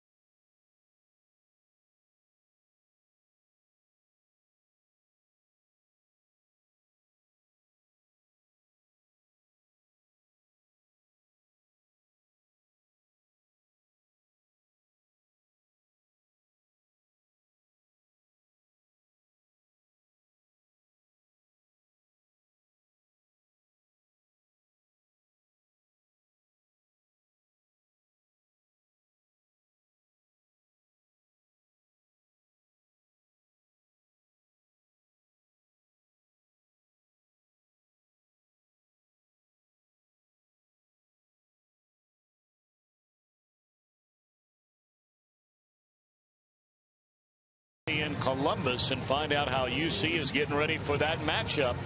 Bearcat Sports Weekly with head coach Tommy Tuberville. That'll be tomorrow night at 6 o'clock on Fox Sports Ohio. I had a chance to visit with Tommy Tuberville for quite a while earlier today. I got to tell you, what an enjoyable man to talk to.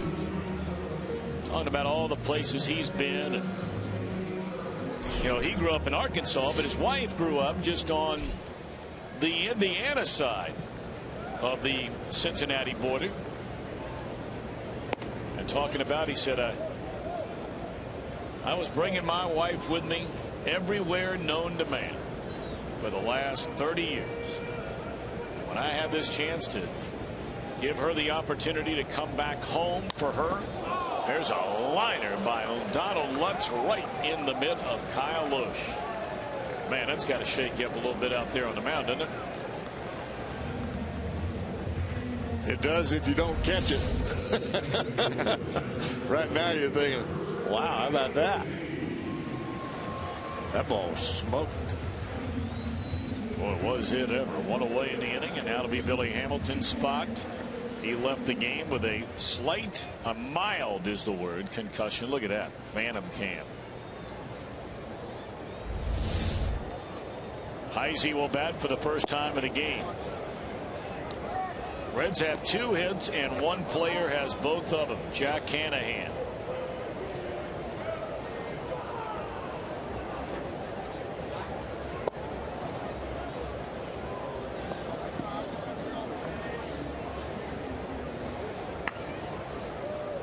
Pirates batting at the top of the 5th. They were behind 6-0. Now it is a 6-2 game and they're still batting.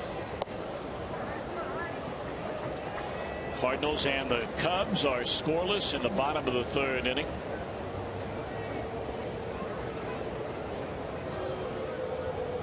And we mentioned earlier the Giants and the Dodgers will be playing later on tonight.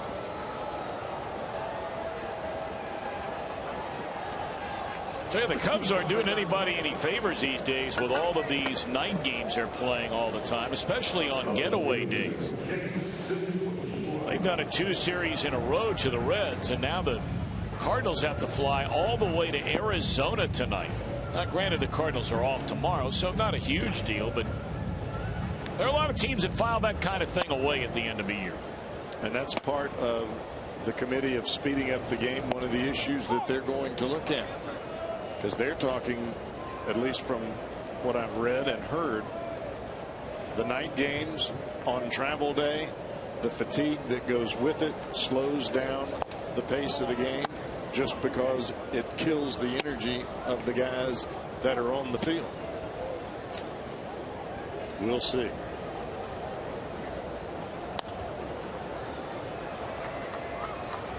Of course, forever the Cubs have been really the best, if you will, at getaway day travel, because for so many years they rarely ever played night games. This year that has not been the case.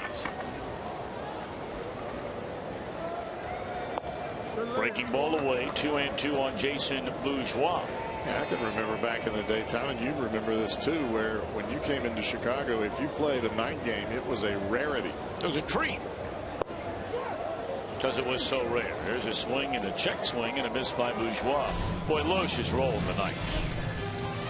Working on a 2-hit shutout.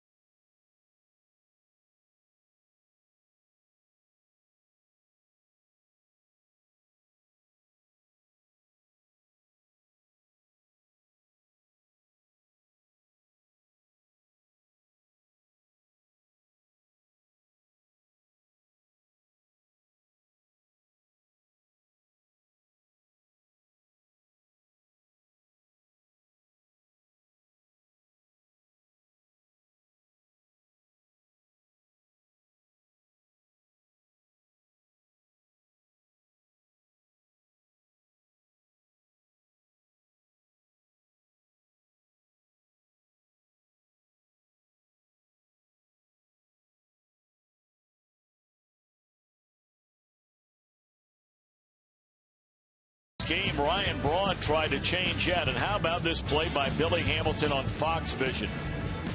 104 feet he ran to get it, then leaped into the wall. His head took a major awkward blow against it.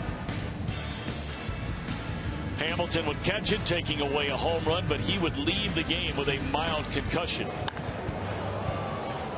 Milwaukee got on the board in the 5th inning. Runner at second, 2 outs. Ricky Weeks with a base hit to drive in Aramis Ramirez, and then Carlos Gomez had doubled to left center, knocking Corsino out of the game one batter later.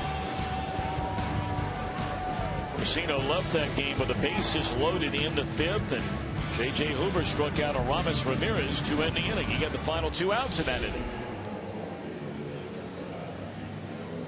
And now the Reds will go back to their bullpen. Another young man who's pitched well since coming up from the minor leagues. Look at that opponent's batting average against Pedro Villarreal. When Villarreal was a starter. And we've talked about the back and forth of starting, relieving, where you're going to ultimately end up at this level. And that's the key of the development process. Get the guy here where he can be successful. And seemingly for Pedro Villarreal, the bullpen has been a positive note. They'll be facing 8-9-1. That'll be Segura, the pitcher Loesch, and then Carlos Gomez. Swing and a miss.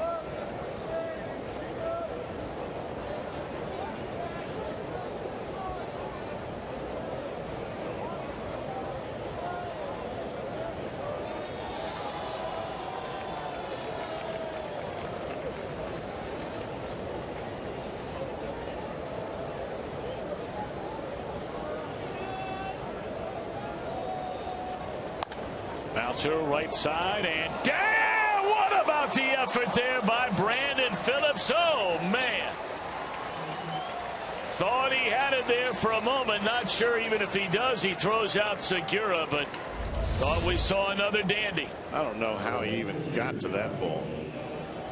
Ball looked like it was ticketed for right field right away.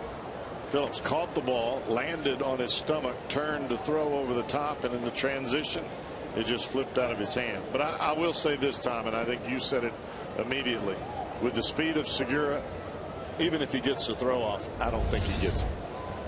That's the kind of play that cost Brandon Phillips a couple of months in this season when he was injured just before the All-Star break. Reds were playing their best baseball of this season. They were in the process of making it 4 wins in 5 days over the Cubs. They had already beaten the Brewers. They were getting ready to beat up on the Pirates to pull within a game and a half of the division lead at the All-Star break. That's when Brandon Phillips made that diving play, much like that one. And a thumb and a glove rolled up underneath him, making the diving attempt, tearing ligaments in his left thumb.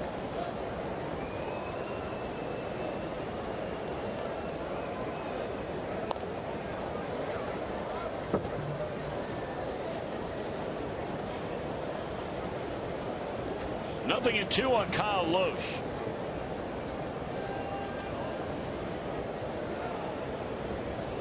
Loesch drew a very important walk when the Brewers got their second run in that 5th inning. He was just up there trying to give himself up after a 1-out walk was given up Corsino to Segura.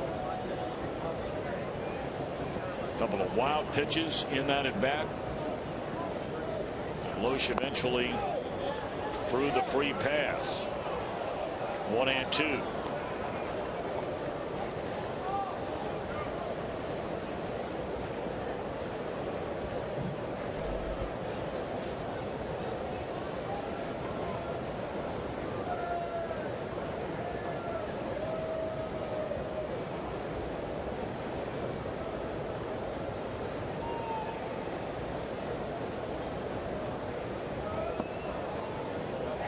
See, this is a spot for me, Tom.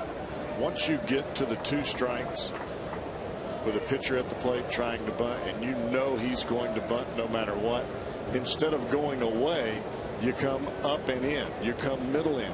He's going to try to bunt the ball no matter what because he doesn't want to strike out, especially a ball that's close to him, and the potential of getting a pop-up is much greater.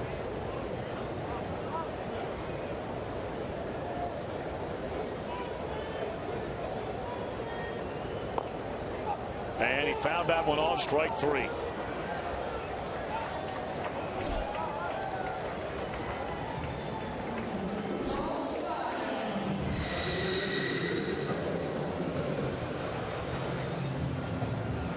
MLB.TV Premium, the #1 live streaming sports service, is celebrating 12 years. So you might be looking ahead to baseball next season. You can watch out of market games live in true HD on over 400 devices. You can go to Reds.com for more details.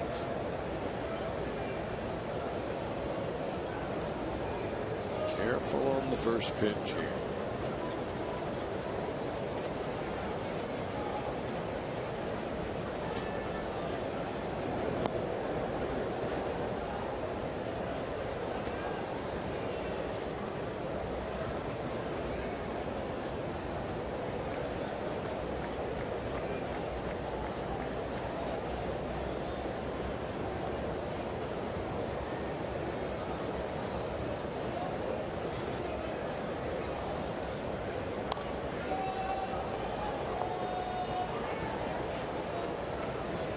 If Carlos Gomez is going to swing at that pitch, that's a good 6 to 8 inches inside off the plate, why would you throw him anything else? Why even take a chance on a ball out over the plate, the ball that he crushed into the left center field gap? Even if he gets the barrel to the ball, he's going to pull it foul.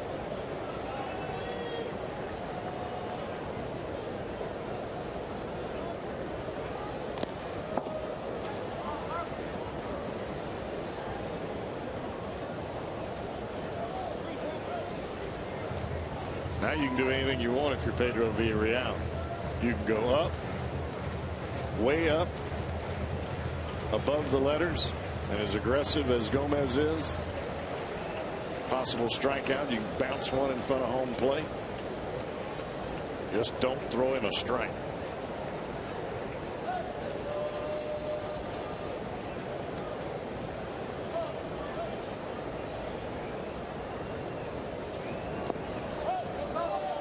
That one in the dirt. Quick throw down to second base, and Segura is safe. Brandon tried to go back there and get him, thinking he might slide by the bag. That'll be a wild pitch, allowing Segura to go to second base. Great read by the base runner, Gene Segura. He's looking in from first base. Some base runners can see the signs from the catcher. But as soon as he reads the downward plane of the ball heading into the dirt, he wasted no time taking off for second.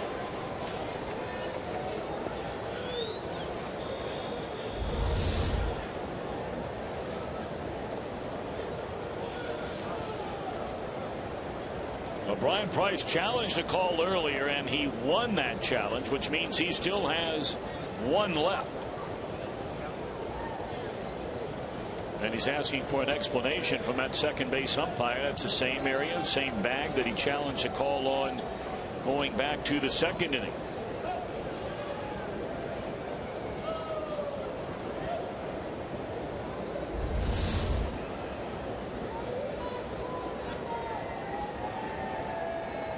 The umpire is saying that Phillips, in his swipe, holds Segura's foot up off the bag. When he swings, he knocked it off. That's good call.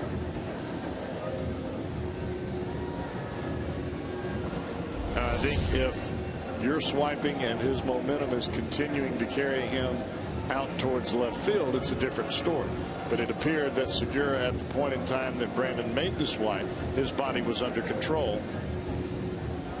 And with that being the case, there will be no challenge.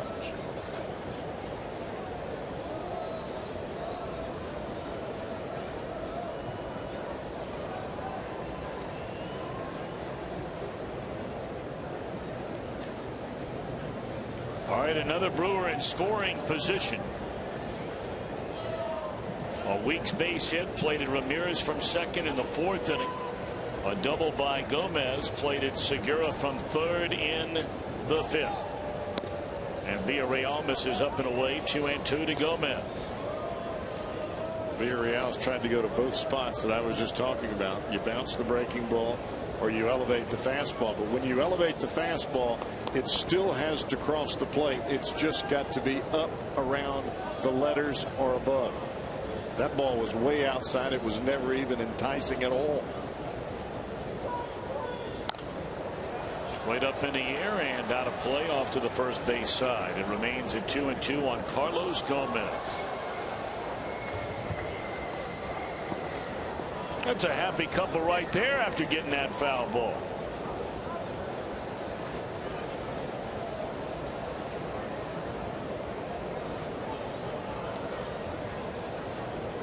Big fella's fired up down there. I don't blame him.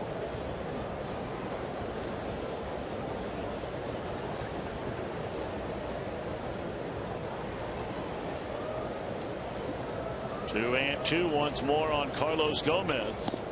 And that's up over his head. Look out. That was right at his face. Watch this ball take off as it gets to the plate. That's a heat seeker.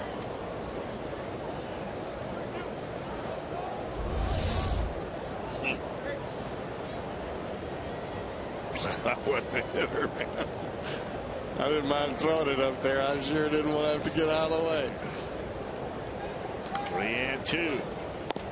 Got a fastball inside.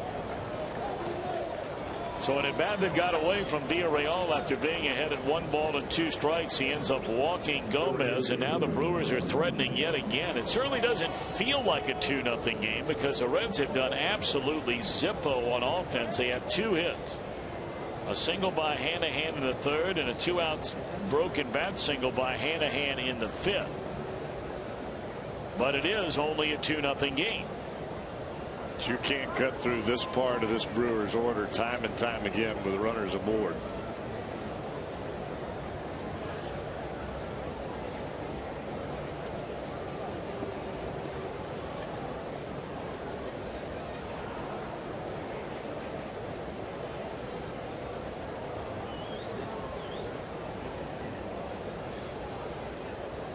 Ryan Braun waiting.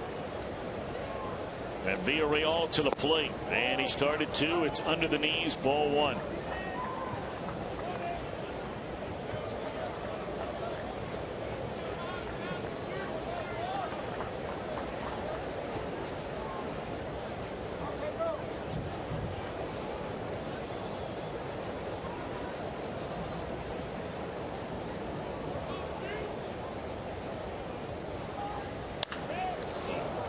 Off the end of the bat into shallow center field, and that's the second out of the inning.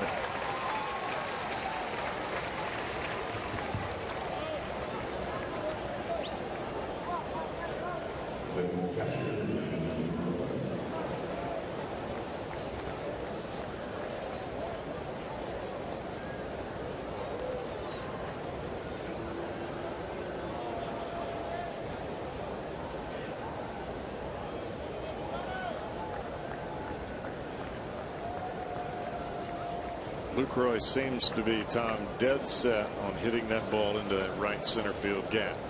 He's been behind the ball a couple of times and flying out to right. That right center field gap is where all of those doubles have come from.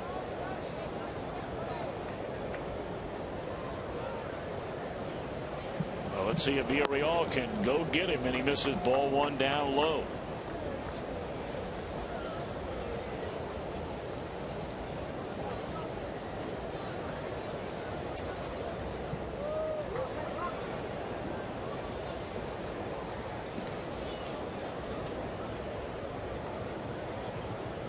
Two on, 2 out, 1-0 on Jonathan Lucroy. And that's off the outside corner. Lucroy in the game has drawn a walk, and as you mentioned, twice has hit the ball the other way.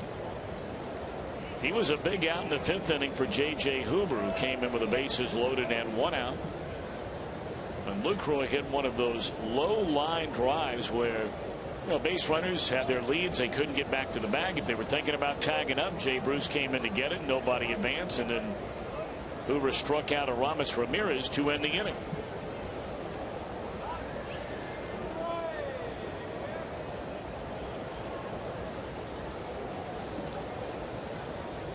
Waiting on Lucroy to get back in that box is Villarreal.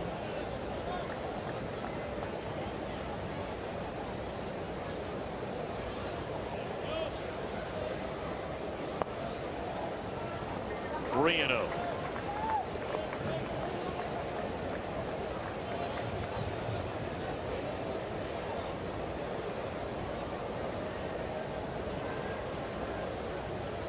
Ryan Denick, the left-hander, is ready in the bullpen. You have the left, or no, you still have another right-handed batter, and Aramis Ramirez next. So I'm not quite sure who exactly Denick is getting ready for. Well, he's probably getting ready for Parra if he happens to come to the plate. But at that point in time, you'll probably see Chris Davis. You bring the left-hander on.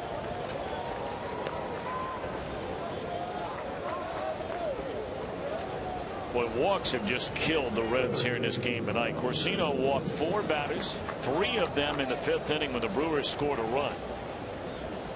And now 2 walks to load the bases here in the 7th inning by Villarreal. And once more, it's Aramis Ramirez with the bases loaded. We brought up earlier 10 career grand slams for Aramis Ramirez.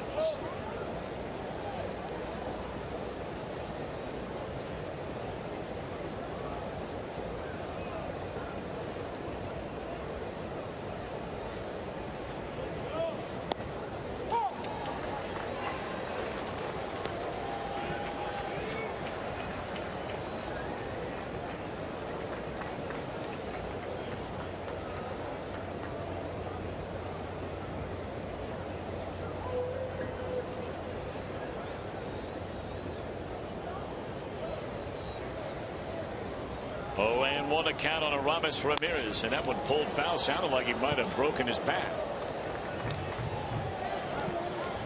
That's because he did. He's hoping the bat boy will run him out a new one. And here he comes. So you have to think about being a bad boy. A lot of people think of being a bad boy is, oh, it sounds pretty cool. You get to hang out with the players, and all that's true. But when a game starts, it is a job, and you have to be prepared. You have to know where every batter's bat is. That's why they have the little cubby holes down there. But you got to know where to find it, and when the time comes, you got to go get it and have it out there, as you like to say, cowboy, right now. Thank you.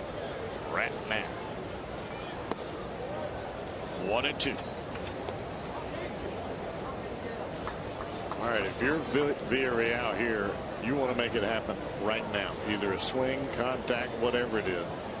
You don't want to get to a 2-2 count and then have the pressure of a 3-2 looming over your head with this fella at the plate.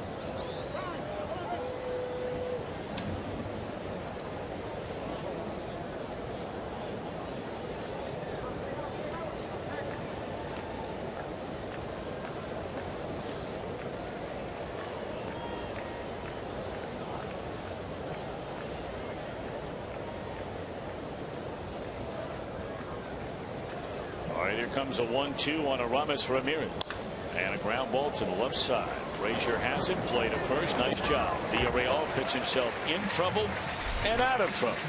Brewers leave him loaded. Reds coming to bat, trailing 2-0.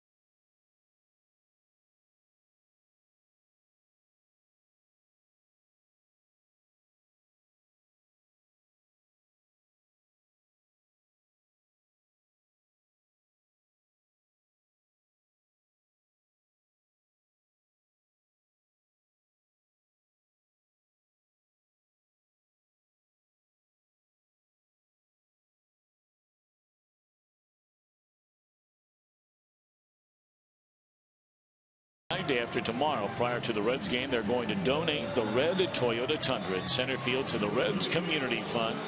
That Tundra will be used at the new Procter & Gamble Cincinnati MLB Urban Youth Academy that just opened a few weeks ago. All compliments of your Cincinnati and Northern Kentucky Toyota dealer. Thank you, Toyota.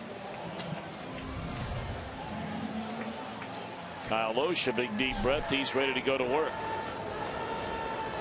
They'll face Todd Frazier, Devin Mesoraco, and Brandon Phillips, with the Reds trailing 2-0.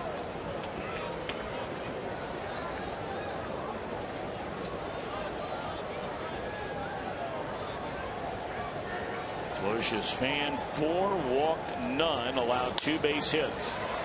Up the middle, Weeks has a strong arm. Boy, what a play that is. That is a big-time play right there by Ricky Weeks.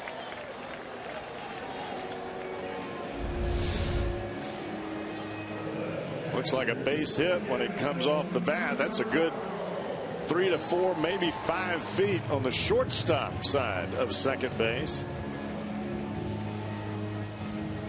You're right about the arm. That was right on the money.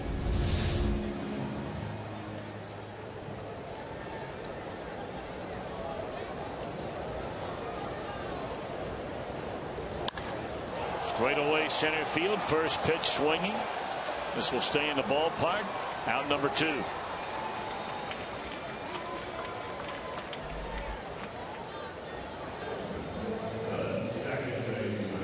Three pitches for Loesch to get 2 outs here in the Reds' 7th inning. And this will only be his 74th pitch of the game. That's about as pitch efficient as you can get. There's no question. I mean, he has not been in not in the same area code of trouble in this game tonight. A leadoff single by Hanahan. Runner ultimately got to second with 2 outs, and he got Billy Hamilton on a soft line drive to end that inning.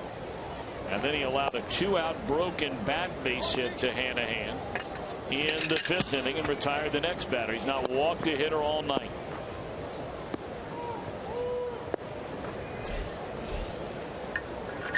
Look at some of the innings.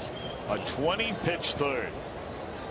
That's when the Reds had the runner at second. Came back with a 6-pitch 4th. When you can do that, things even out in a hurry.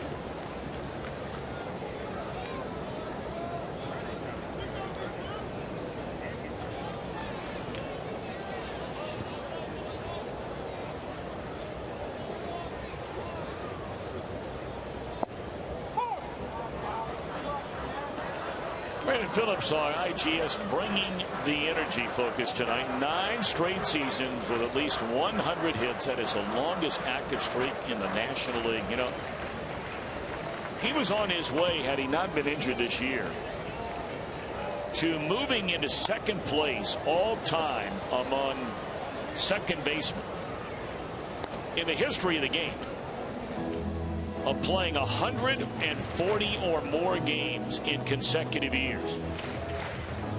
And he would have had a legitimate shot to break that record 2 years from now. But this year changes all of that after the surgery to his thumb.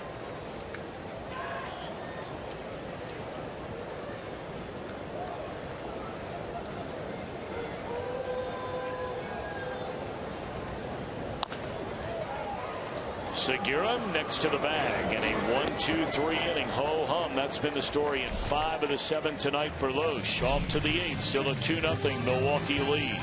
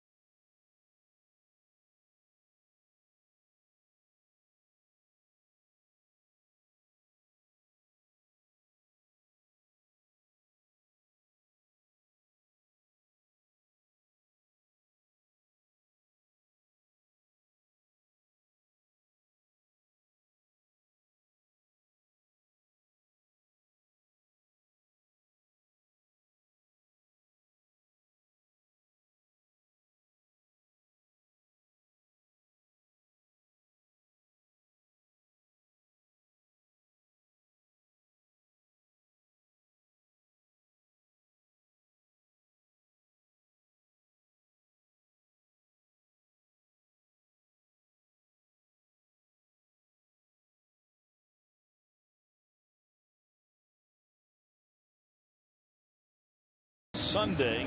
Reds Live presented by Ray St. Clair Roofing. And then after the game tonight, Friday and Sunday, Jim Day, Jeff Piecoro and company will break it all down.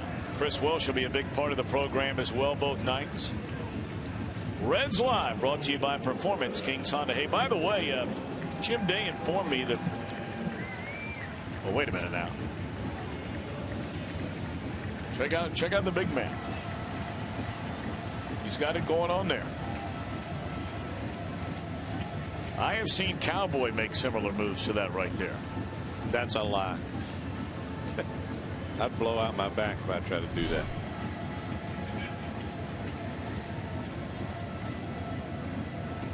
But aren't you a guy as Ryan Denick takes I'm on not. Are you? No, I'm not. No. I'm not a guy that would do anything like that ever. Well, I mean, but you get up and dance with your wife though in public, right? But not like that. I wouldn't do that in the shower.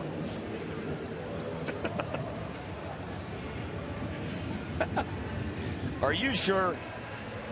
I mean, could you just think about it a little bit? I'm positive. I don't want to hurt myself. Denick to face Parra.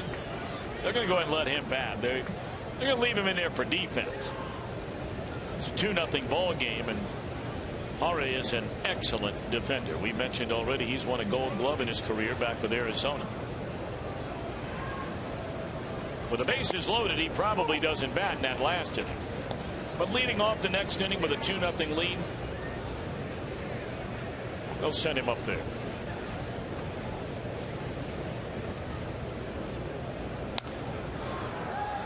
You know, Cowboy, I know you're working the radio over the weekend, but tonight will be my last game of this season. There are many that are jumping for joy at those words, but you know, you have so many people you just want to thank, and there are so many people, especially those that travel with us all the time.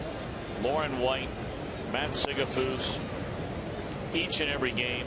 They're coming out to the ballpark far earlier than when we go to the ballpark. They've just done such a great job all year long, along with our entire crew here at home. I mean, I've known so many of these guys virtually my entire adult life, having worked with so many of them. Jim Strickler, as an example, up here in the booth, and J.K. Smith. I know his last game of the year here tonight. There are many others. Dickie Moss up here in the booth in audio. They are truly the very best in all the baseball. All directors over the course of this season. Brian Hunterman and my old pal Roy Alfers, who was walking me through the days of a Major League Baseball broadcaster going all the way back to 1988. Our producer Josh Hall has just done a brilliant job all year long. I mean, you talk about grinding, coming up with ideas, things to talk about. Jeff, when you and I are doing the open, is there's ball 4 to Parra, and when your team is 10, 12, 15 games out of first place, that is not easy duty. So to all, a brilliant job. All the folks at Fox Sports Ohio, Bob Pennell, who runs our Cincinnati office, Tom Farmer, and of course our general manager Francois McGillicuddy. Thanks for all their support, all their hard work, their great work. They very much care about bringing Reds baseball to each and every one of you. Reds organization, Bob Castellini, Phil Castellini, Karen Forgas, sales staff, all the folks around the ballpark. Those are the people we see every single day. And whether it's those that are responsible for the maintenance of this ballpark or keeping this booth clean, those that clean it every single night, that clean the ballpark every single night, the security guys when we pull in every day, Robert and Paul and Larry and all those guys down there. I just cannot thank them enough. And of course, up here in the booth, I mentioned Jim already. Joel Luckup, our statistician. Thanks to all his great work all year long. Thank you very much, Joel. Mentioned Dickie Moss as well, and our main man, Jesse Jackson, who goes all the way back to the mid-'80s from Channel 5 as well. And, I mean, you want something done in this booth and around this ballpark, look no further than Jesse Jackson. And Cowboy, always delighted to work with you and Chris and the entire gang and everybody all season long. Good Lord willing, we'll be doing the same thing come 2022. and 15. Yes, sir.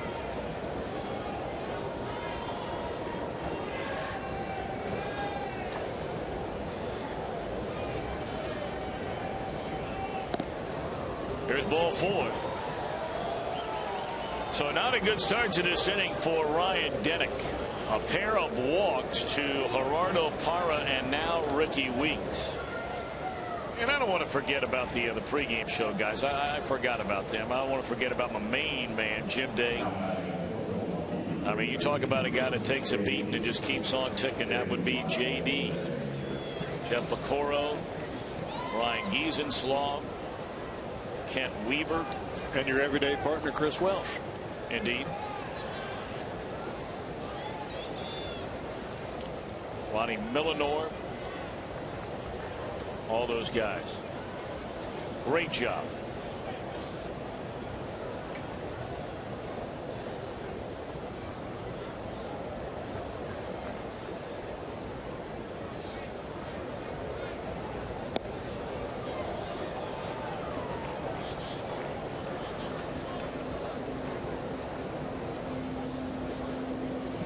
And 1 the count on Chris Davis batting for Lyle Overbay.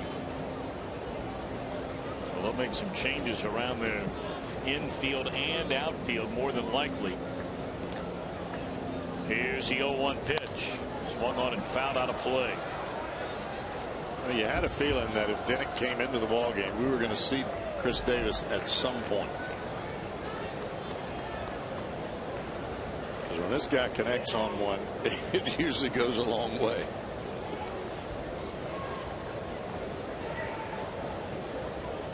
So nice to see this young man's father came up to say hello before the game yesterday. Been a long time scout in Major League Baseball. Used to see him at the ballpark virtually every night out in Arizona when he was making his home out there. Well, his dad is one fine man.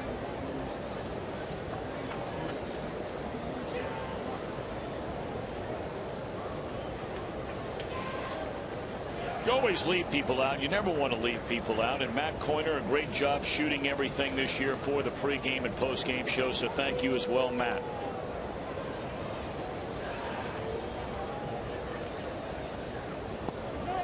Did he go? They appeal? No.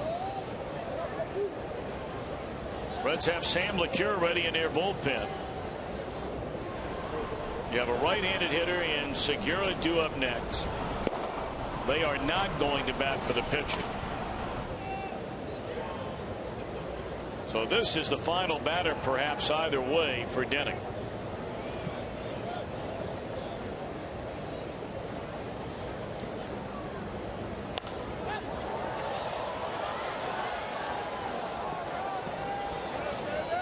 One out.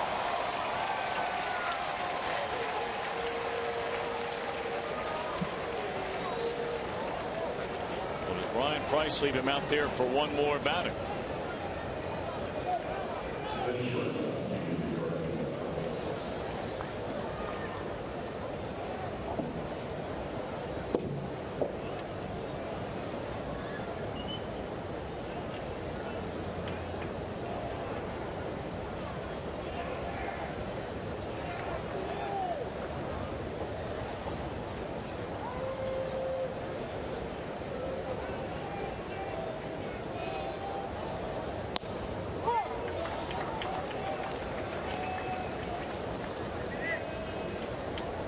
I think there's no doubt that Kyle Loesch is going to bat for himself. He's standing in the on deck circle. He's put nothing but zeros on the board. So Segura becomes the bigger out. That ball lined into left center field. It'll go all the way to the wall. So they leave in Denick to face one more batter, and it was one batter too many. It is 4-0 Milwaukee. And on to third goes Segura.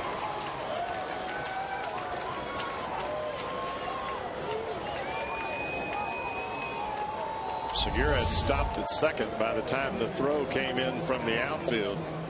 It short hopped the cutoff man. Cozart rallied to get to the ball. And by that point, Segura had already advanced to third. And we brought it up beforehand, so it is not second guessing. We were figuring that Davis, a right-handed batter hitting for the left-handed batting Overbay, would be the last batter that Denick would face. I mean, this is a left-handed specialist guy. This isn't a guy that you're looking ahead to next year to find out if you can have him be brought into games to get out right-handed batters. You had LeCure ready to go in the bullpen. So Denick faces Segura, and it is 4-0. There's a runner at third with 1 out in the inning.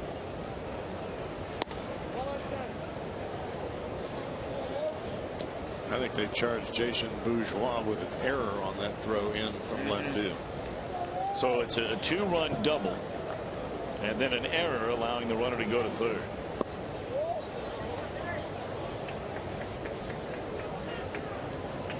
Yeah, I think in some of these situations, Tom, if you're Brian Price, you want to see what your younger guys have out of the bullpen with the runners on base, whether it's righty or lefty, to see how they handle it. Bruce will make the catch. Segura will tag up, and the throw will not be in time. Sac fly RBI by Loesch, who's done it all here tonight. And it is 5-0 Brewers.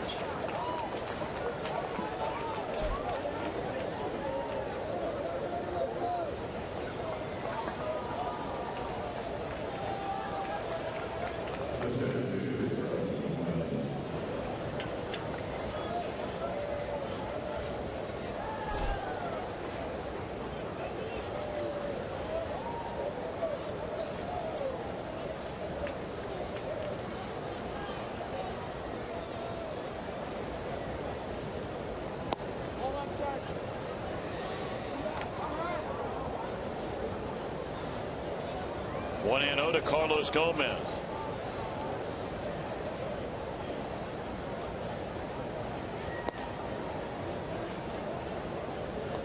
Anytime you come out of the bullpen, really for any pitcher, you start the inning, you walk the first couple of batters, you put yourself behind the 8 ball.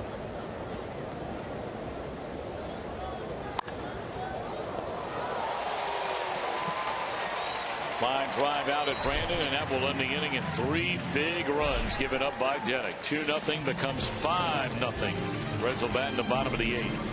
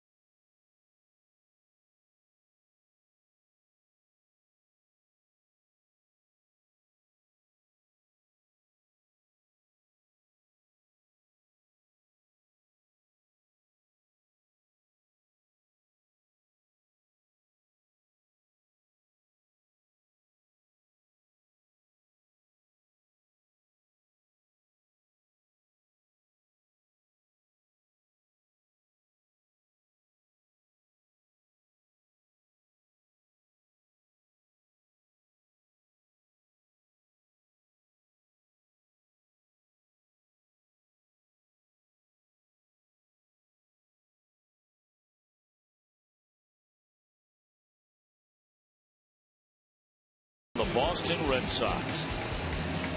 Andrew McCutchen and the Pirates will be right here to take on the Reds. That'll be on Fox Sports 1. It all begins at 12:30 Eastern on Fox, 1 p.m. Eastern on Fox Sports 1, and streaming live on Fox Sports Go.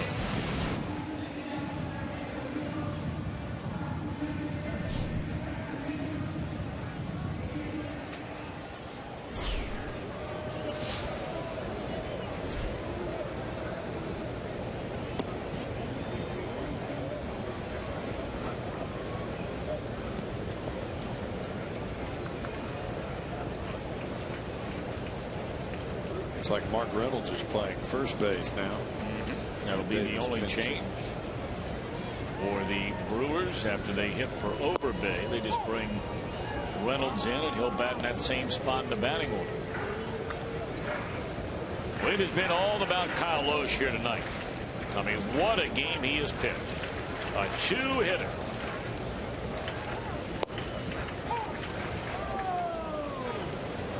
$23 balls and 58 strikes.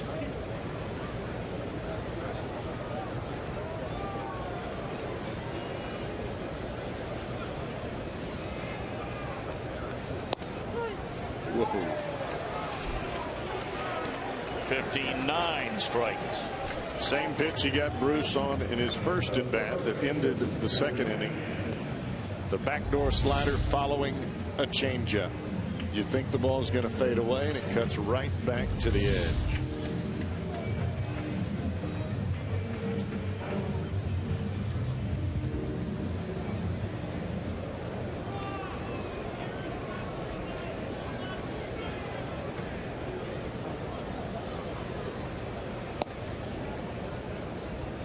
This will be the final start of the year for Lohse. He has one complete game on this season.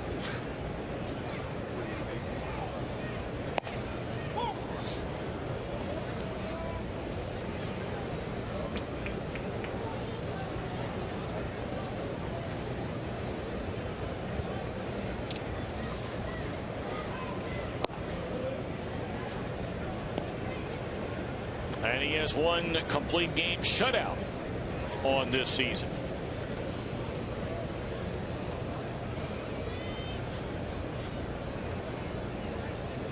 That was against the Chicago Cubs on June the 1st. That is when the Brewers were rolling.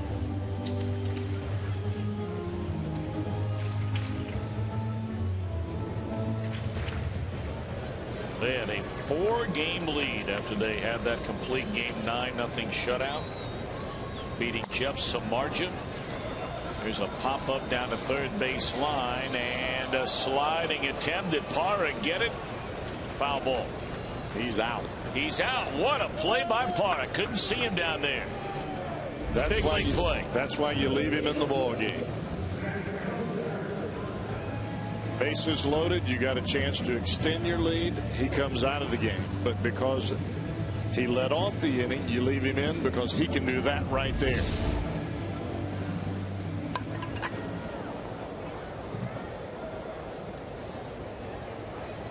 Now Kozar, 2 down, nobody on. Pitch number 88 on the night is in there, a strike.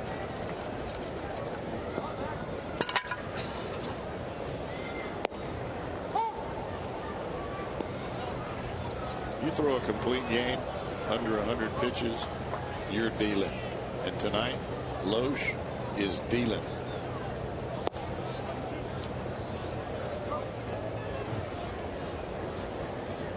Cubs with a 2-1 lead over the Cardinals. That game in the 6th inning. Pirates are getting kicked around by Atlanta in the 7th. 6-2 there. Atlanta and the Pirates will play one more game in that series tomorrow night. So the Pirates will get in here very, very late tomorrow night. Reds will be playing a day game.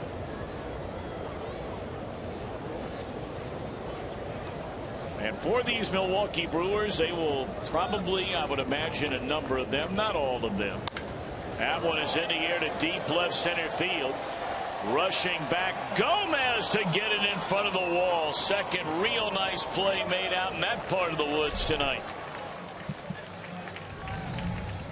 That guy can go get him too now.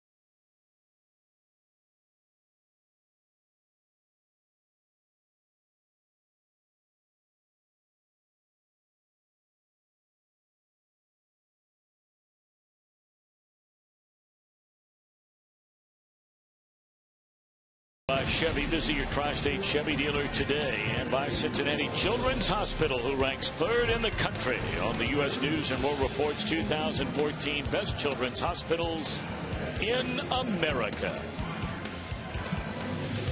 Well, if you'd love to come to the 2015 Major League Baseball All-Star Game right here at Great American Ballpark, guarantee yourself that chance to purchase All-Star tickets by becoming a Reds season ticket holder.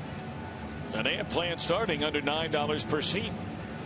Call 513-765-7500 or visit Reds.com/2015.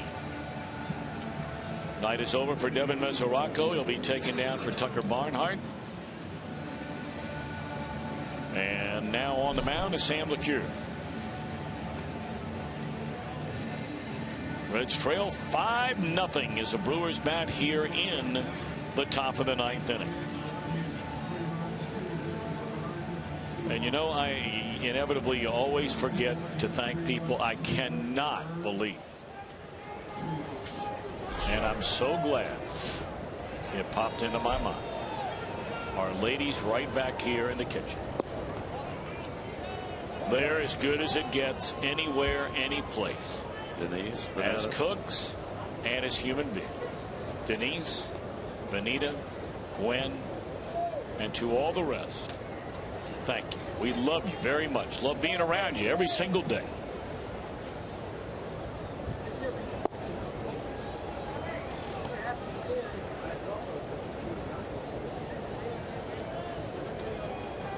They take awfully good care of us. They're just wonderful, wonderful ladies. I know that Denise is so excited that game time here at the ballpark was changed to 1 o'clock. Here's a bouncer deep in a hole. Cozart will cut it loose and got it. One away here in the 9th. Beautiful play made by Cozart, who's been making them all year long.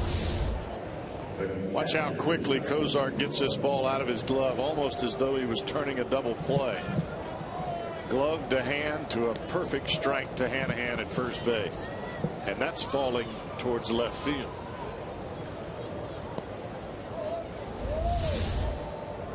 Beautifully done indeed. One away in the inning, and that'll bring up Lucroy. You know, I was starting to mention about Denise so excited about that game being moved from 4 o'clock to 1 o'clock on Saturday.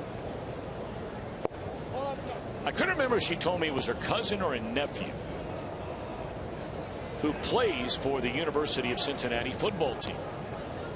She's going to the game in Columbus on Saturday night. Oh boy. And she is very, very excited about that. Apparently she has another family member who I guess was named the outstanding high school football player of the week a couple of weeks ago here in town. Scored 6 touchdowns in one game. That was Kings High School.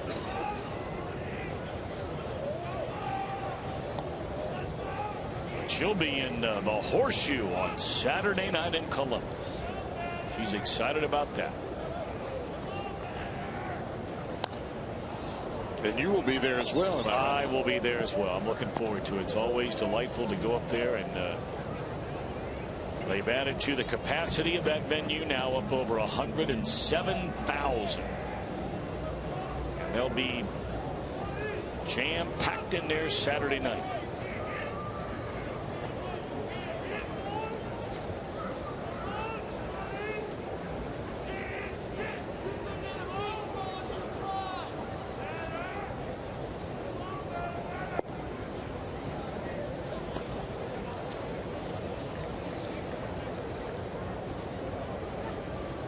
Cowboy, you notice a time of the night where all of a sudden start hearing individual voices.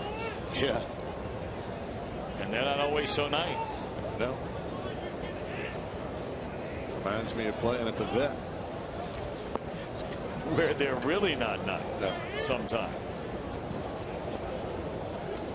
The old vet in Philadelphia. Honey, what a place. When we get to the 6th inning, I know I'm going to pitch in the 8th and the 9th, but when we get to the 6th, get the kids and go home. Come on, you didn't really tell her that, did you? Oh, yes, I did. Get the kids and go home. I don't want my kids to hear that. I was stinking. You're wearing me out in front of my boy. Come on now.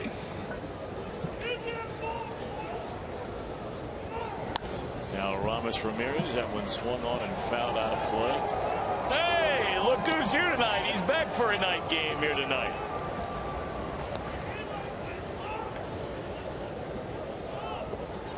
He made that song, you know, on the internet, that Woo song. I can't remember the fellow's name, but he's gone on to bigger and better things. Dwayne Rhodes. Dwayne, nice to have you at the ballpark here tonight.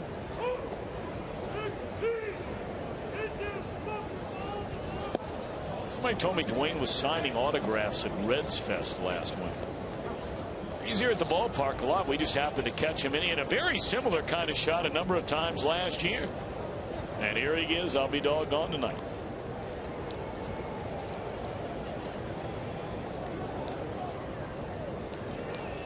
Is he the originator of the Woo? I don't know. No, the original Woo started in Pittsburgh. Swinging a foul ball out of play. That is where that actually started. Now, I don't know if he's the one who brought it here to Cincinnati or not.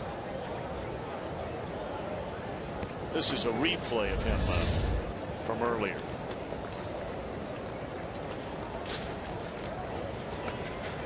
Nice.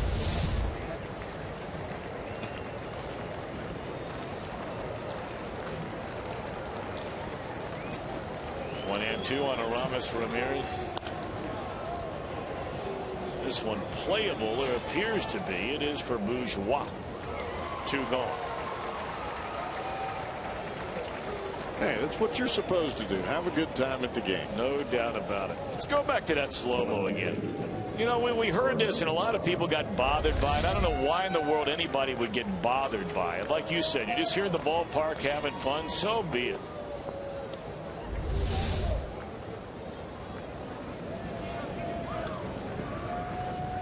That's a big league slow-mo there.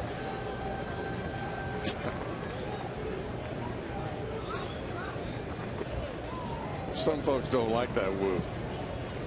Look, okay. I mean, there's nothing wrong with that. Right. But I mean, it's, you know, but some people do like it. And yeah, so, you some know, people love it. Right.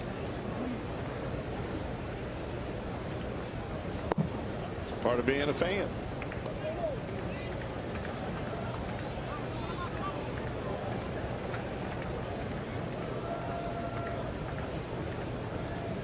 Now, Jim Day is a guy who has really gone off the rails over the whole thing about the Woo.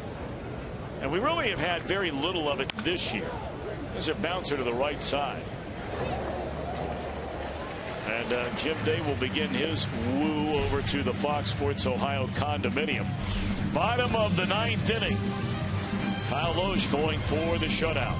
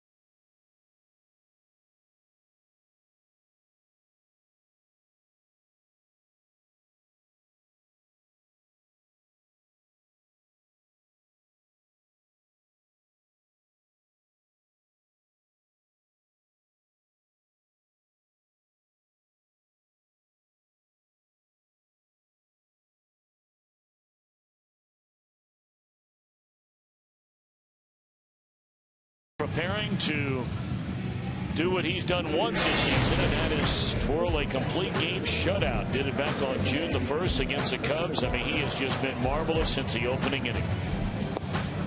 Perfect innings in the first, the second, allowed a single to Anaheim leading off the third, retired 3 in a row. Retired a total of 8 in a row until Anaheim had a broken bat single to center field in the 5th. Since then, he's retired the last 10. Not a single one. He is fan 5. Tucker Barnhart bats to be followed by Heisey and then Bourgeois.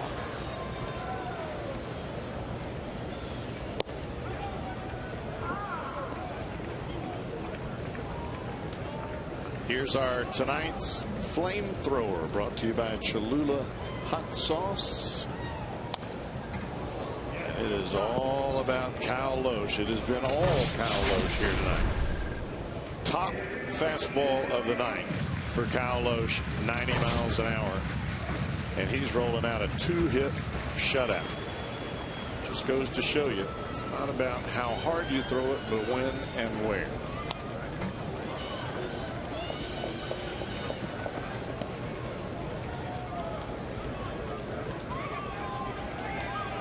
Backdoor breaking balls, inside sliders, change-ups. He's had command of just about everything down in the zone.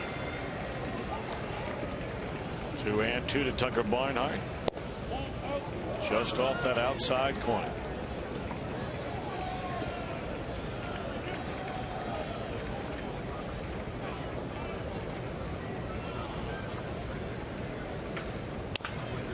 This will be out number 1. Well, if the Reds don't get a couple of hits here in this 9th inning, they will set yet another, or match another, franchise record for futility on offense. This would be the 17th game this season with 3 or fewer hits in a game. And that would be the most by any Reds team in the last 100 years. The next closest, they had 13 such games in 1967 and in 1984.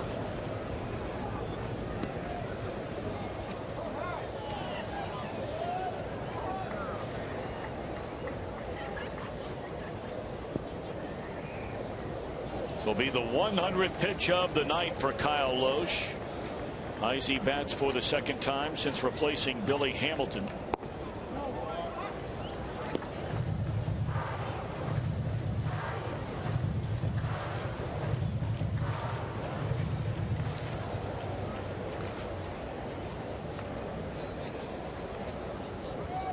Loesch, of course, a one-time Red, former high draft pick by Minnesota. Reds dealt him away to Philadelphia, did not pitch well here. And then once he was brought in by the St. Louis Cardinals under the tutelage of Dave Duncan, everything began to change thereafter. Whole different philosophy, not trying to throw the ball through the wall anymore, more worried about command, location. Pitching to contact. That was the big thing for Dave Duncan. Pitch to contact, decelerate the bat, and continue to change speeds in the strike zone. Don't try to make him miss it. Try to make him hit it softly. 79 miles per hour. That one darting away from Heisey. Strikeout number 6, and the Reds are down their final out.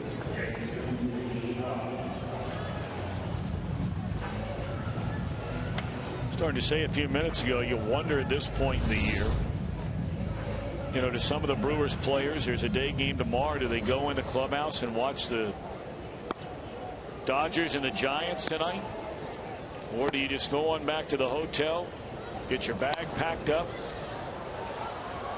maybe check on your computer or phone how that game's coming along? Well, I think at this point, you take care of what you can take care of. If the Pirates, they win that ball game, Giants. If the Giants win that ball game, there's nothing you can do. Yep. Because the same scenario will present itself tomorrow. and the next day and the next and the next. Now that final day, that's a different story. But you got to win them all to get there. On the ground, and this ought to do it. Kyle Lohse, a complete game, 2-hit shutout. 5-0 Brewers win it. Lohse had perfect innings in the first, the second, the fourth, the 6th, the 7th, the 8th, and the 9th. Not a single walk.